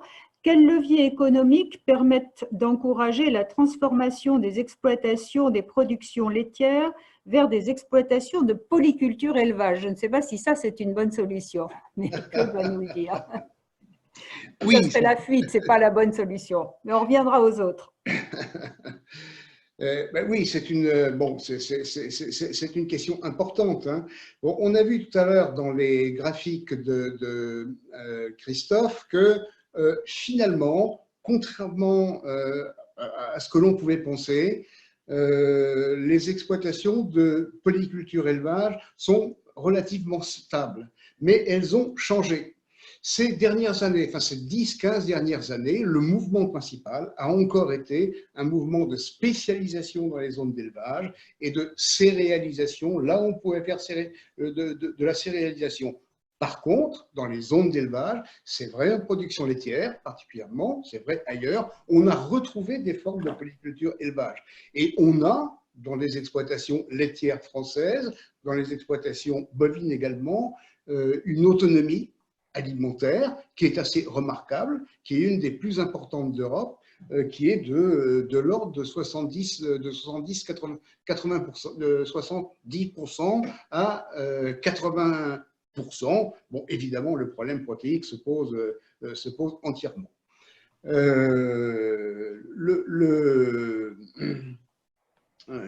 L'évolution de l'élevage et la spécialisation qui s'est faite de certaines zones s'est faite en fonction de critères de rentabilité. Si on veut diversifier davantage et si on veut développer la polyculture élevage, il faut que les conditions économiques le permettent. Tout passe. Alors, Madame Baudouin vient de nous dire que finalement, vous n'avez pas eu à acheter le foncier. Mais Monsieur Poustomis nous dit la constitution d'un fonds de pension national pour acheter le foncier n'est-il pas le premier moyen pour répondre à un double objectif stratégique, assurer la sécurité alimentaire et faciliter les transmissions? Donc là, c'est un peu une question qui va contre votre témoignage, enfin, à l'encontre. Que pouvez-vous nous en dire? Je pense qu'il y a déjà des modèles qui existent, qu'il faudrait dépoussiérer. Vous avez les GFA, les groupements fonciers agricoles, qui à chaque génération de la famille permettaient à celui qui restait un assouplissement. Vous avez aussi la seule difficulté qu'il y a de mettre des grands groupes à acheter du foncier, c'est que l'agriculteur ne puisse continuer à avoir ses prises de décision. On a un statut du fermage en France qui est très positif pour le fermier en place. On a un encadrement réglementaire qui est aussi positif et qui permet de soutenir l'agriculteur actif. Mais après, il faut être très vigilant sur les déviances qui pourraient être faites avec les apporteurs en capitaux. On l'a vu avec les Chinois sur certains domaines, sur la viticulture. Mais voilà, enfin, moi je suis prudente. Mais par contre, je pense que se pose aujourd'hui pour moi, d'ici 8-10 ans, la transmission. Le fait de petit à petit pouvoir acheter le foncier et de pouvoir, à mon tour, à un hors-cadre successoral, lui permettre de rentrer dans mon capital social tout en lui louant les terres, ne peut pas aucun problème, je veux dire. Après, il suffit qu'il y ait du revenu sur la production qui est là, quoi. Donc, je pense qu'il y a des solutions. On a dans le livre blanc évoqué des pistes. Je vous encourage à le lire. Mais après, au niveau réglementaire, je pense qu'il faut aussi mettre des garde-fous. Bien, je vous remercie. Une dernière question rapide, Claude, sur est-ce que l'intégration des exploitations d'élevage par la filière serait une solution envisageable? La filière, donc de la coopérative à l'abattage, à la transformation, c'est une question de Christine Roguet.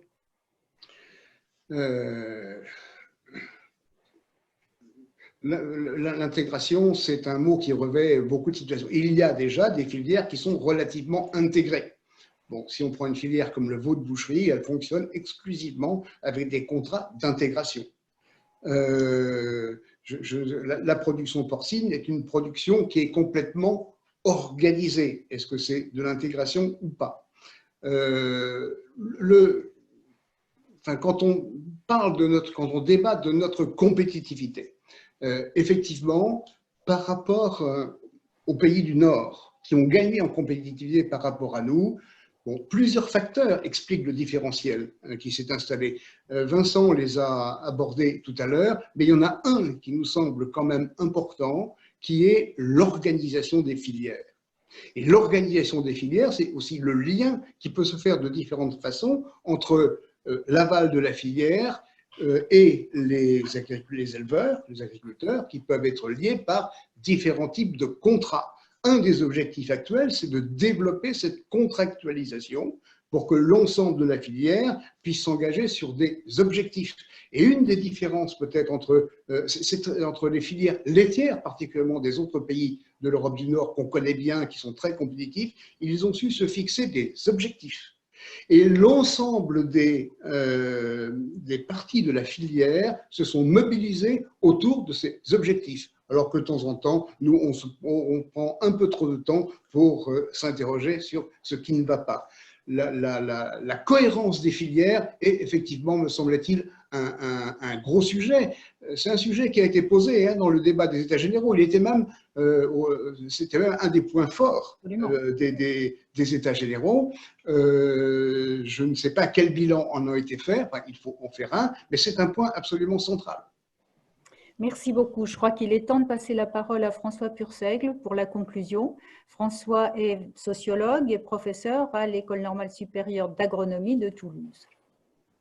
Merci beaucoup, merci Nadine. Je vous remercie de me donner la parole pour conclure ce webinaire que j'ai trouvé d'une grande richesse et qui posait une question d'une grande actualité, car oui, le non-renouvellement des générations, effectivement, menace la capacité de production, du moins certains types de production dans certains secteurs, voire même la plupart des secteurs en agriculture. Et mon propos va porter sur l'ensemble des filières et des secteurs et pas forcément sur l'élevage. Parce qu'on peut de toute façon se réveiller un jour avec une agriculture sans agriculteurs, voire même on peut se réveiller un jour avec des filières laitières sans éleveurs. Et on voit bien que parfois, la disparition de certains actifs n'enraye pas la capacité de production de toute une filière. Et donc, il y a urgence non seulement à voir des jeunes et moins jeunes s'installer, mais également, comme on l'a dit, à imaginer peut-être de nouvelles formes de reprise, voire de recréation d'activités dans le secteur de la production. Alors, dans le prolongement des questions évoquées, je souhaiterais dégager 4 tendances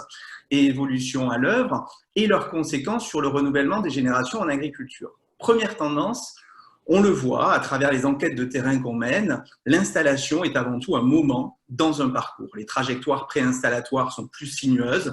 On voit bien que, au-delà du chiffre des hors-cadres, ce qui m'intéresse et ce qui m'a interpellé aussi, c'est ce chiffre des pluriactifs. On voit même que dans l'ensemble du secteur agricole, près du tiers des exploitants qui s'installent conservent une activité en parallèle de leur exploitation. Alors un chiffre que d'aucuns pourront lire, ou du moins comme étant des formes de résilience, mais c'est surtout aussi un chiffre qui témoigne des incertitudes qui planent autour des reprises d'exploitation, avec des stratégies, on parlait du maintien de la polyculture élevage, mais des stratégies de recentrage sur certains ateliers avec des processus de délégation d'activités à des tiers, parce que maintien de la polyculture élevage va souvent de pair avec délégation à un tiers de la partie polyculture.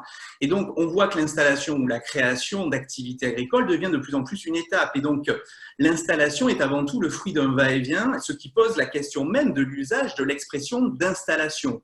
Et j'ajouterai également un point qui a retenu tout particulièrement mon attention, le fait que la question du renouvellement des générations, on l'a dit dernièrement, je crois que c'est Michel qui l'a évoqué, le renouvellement des générations, c'est pas aussi et pas seulement une question de chef d'exploitation, c'est aussi une question de salariat. C'est-à-dire que pour enrayer effectivement la chute du nombre d'actifs, il faudra penser aussi à promouvoir un certain nombre de métiers et des métiers qui sont ceux du salariat.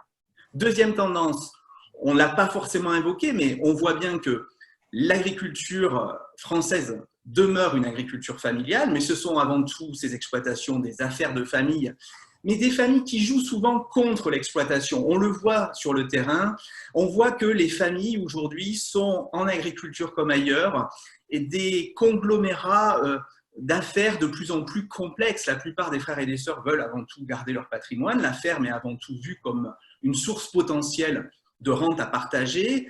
Il demeure une ambition patrimoniale en agriculture en France, mais celle-ci est rarement adossée à un projet économique. Du moins, on donne difficilement les outils aux repreneurs potentiels de construire son projet économique. La famille est donc parfois même la première adversaire, très paradoxalement, de l'exploitation familiale, voire même la première ennemie de la reprise. Et ça, je pense qu'il va falloir aussi s'intéresser. On parlait tout à l'heure des formes sociétaires. Les formes sociétaires qui se sont développées ont avant tout été pensées pour protéger le patrimoine familial et moins pour accompagner la construction d'un projet économique. C'est peut-être aussi ça l'un des problèmes que rencontre aujourd'hui l'agriculture française. Troisième tendance, troisième permanence, je dirais, on l'a souligné, il faut constamment faire ses preuves. On est toujours dans le registre de la justification permanente quand on décide de s'installer. Il faut constamment prouver que l'on est légitime, légitime par rapport à un père, légitime par rapport à un banquier, légitime par rapport à un conjoint ou une conjointe qui apporte l'essentiel du revenu.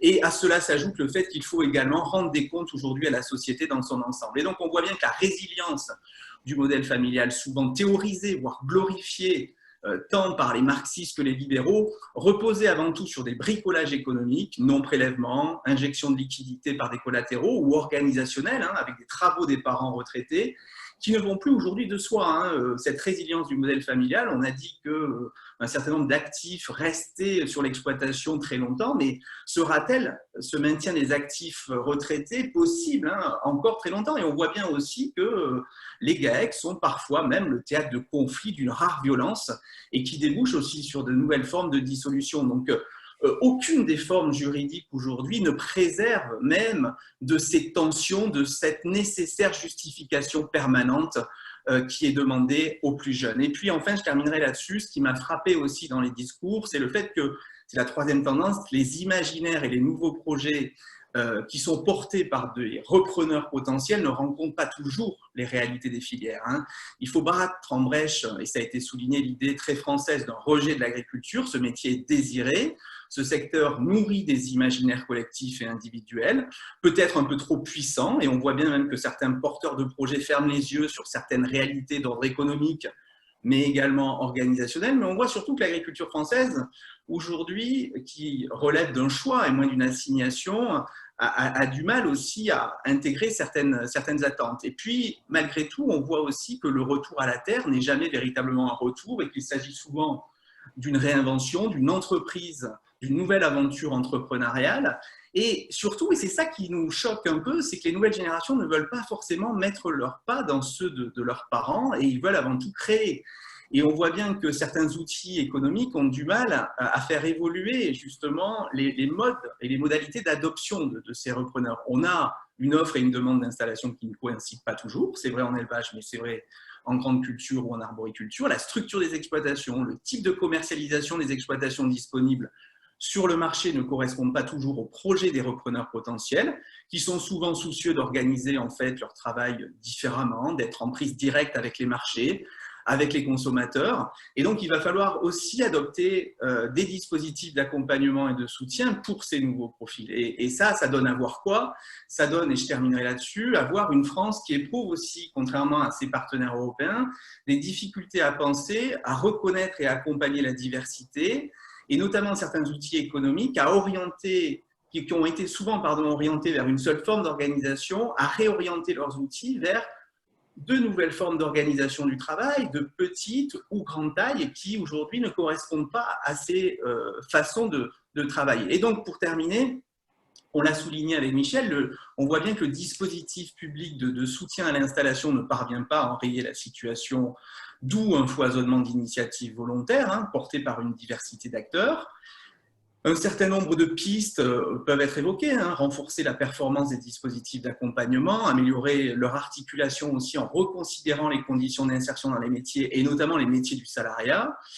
Et en d'autres termes, si l'on admet que les contours et les statuts juridiques de l'activité productive se transforment en profondeur, il convient dans le même temps de reconfigurer peut-être les modes d'accompagnement à l'entrée dans les métiers.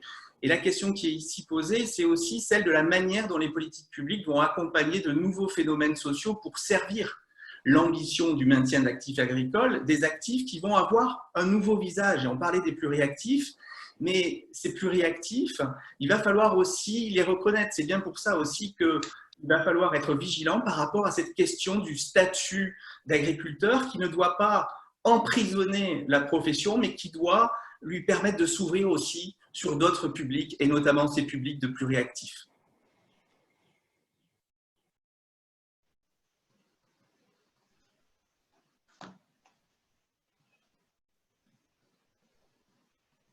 On ne t'entend pas, Nadine. Oui, oui, vous avez abordé la question qui avait été posée par, je crois que c'était Jean-Claude Guédon, qui disait, est-ce que justement, puisqu'il y a différentes catégories d'agriculteurs, est-ce qu'il ne faudrait pas avoir différentes politiques publiques face à eux? Et là, tu disais qu'il y avait vraiment des difficultés à penser les différences économiques, les différences de structure. Alors, est-ce que la politique face à l'élevage peut être différenciée un peu plus qu'elle ne l'est aujourd'hui? Disons qu'on parlait tout à l'heure de la question de l'intégration. Ce n'est pas tant un enjeu autour de l'intégration qui est posé que de la capacité des outils économiques comme les coopératives à accompagner par exemple des jeunes repreneurs qui vont avoir besoin de déléguer tout ou partie de leur activité. C'est-à-dire qu'il va falloir être en soutien différemment pour des repreneurs qui vont construire leur schéma de vie et leur projet économique différemment. C'est-à-dire que le polyculteur éleveur d'hier n'existe plus. Il va falloir soutenir différemment des jeunes qui cherchent à concilier davantage vie privée et vie professionnelle et qui ne souhaitent pas forcément être des spécialistes de tout. Donc il y a un enjeu aussi autour de nouvelles formes de développement portées par des acteurs qui jusqu'alors n'étaient pas censés justement répondre à ces enjeux de renouvellement des générations. Claude, un dernier mot? Alors, une des questions importantes qui vient d'être évoquée, ce sont les collectifs de travail. Effectivement, les nouveaux agriculteurs, les nouveaux éleveurs vivent comme tout le monde. On a encore un certain nombre de situations où on a des gens qui sont solitaires sur leur exploitation et qui doivent faire face à tous les problèmes 365 jours sur 365. C'est pas possible, ou ça n'est plus possible.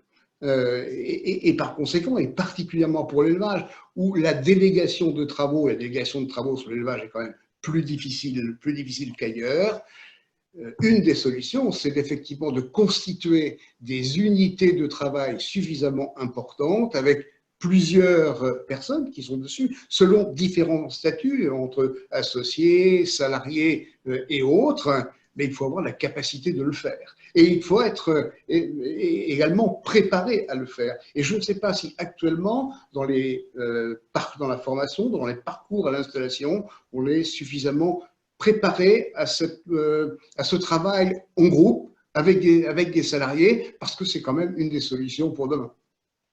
Si vous me le permettez, Claude, je peux intervenir? Oui, Michel. Du coup, moi, je vous ai dit que j'étais une NIMA. Je vous ai dit que je ne voulais pas faire de l'agriculture toute seule. Quand je suis venue de la fonction publique, j'avais besoin de travailler avec des collègues. Mais j'ai trouvé une formule depuis 30 ans à travailler avec un collègue. Nous sommes deux exploitations individuelles avec Paul, très complémentaires. Moi, je suis une fille, lui, c'est un mec. Et on n'a pas les mêmes forces ni les mêmes visions. Mais par contre, depuis 30 ans, on a toujours géré nos exploitations en collaboration. C'est-à-dire que les travaux de saison, on les a faits. Il y a des formules très, très souples. Lorsque les gens sont intelligents, et qu'ils ont aussi une complémentarité économique. L'exploitation de Paul est à 500 mètres d'altitude, moi elle est à 800, on ne se fâche jamais sur l'herbe. Il est en train de faire mes foins tout de suite, et il y a 15 jours, j'ai fait les foins chez lui pendant qu'il avait d'autres choses à faire en famille. Je crois qu'il faut laisser aussi l'intelligence des nouveaux arrivants, avec leur vision, avec leur façon de penser. Mais il faut aussi encadrer et faire en sorte que les politiques publiques et les décisionnaires, les gens qui sont aux manettes aujourd'hui, comprennent vraiment qu'il faut un plan Marshall pour l'élevage aujourd'hui, parce qu'on ne passera, si on ne redonne pas à la fois du revenu, à la fois de la reconnaissance dans la société civile, vraiment, on ne fera que des échecs, y compris aux jeunes générations qui vont arriver. Il faut former les cédants, il faut un plan Marshall, des politiques publiques et une volonté intelligente qui permette de découvrir des talents et de s'adapter aussi au monde d'aujourd'hui dans le travail. Et j'ajouterais, Michel, si tu permets, en gérant la diversité, parce que c'est aussi ce qui ressortait du topo de Christophe, il y a une diversité de projets dans les jeunes qui s'installent. Il y a une diversité de types de relations entre les exploitations agricoles et leurs débouchés et leur aval. Et la France, c'est un pays de la diversité. Si nous sommes capables de l'exploiter, on doit quand même pouvoir inverser la situation qui a été celle des dernières années. Mais moi, je suis optimiste. Regardez la diversité. Je suis à la tête d'une fédération nationale et je suis orcade suissorale et je suis complètement adoubée par mes collègues éleveurs ovins en tant que femme, en tant que responsable professionnelle. Et je crois que le monde agricole est vraiment un monde qui est en capacité de s'adapter, pour autant qu'il soit entouré de décideurs qui soient pragmatiques, qui aient de la clairvoyance.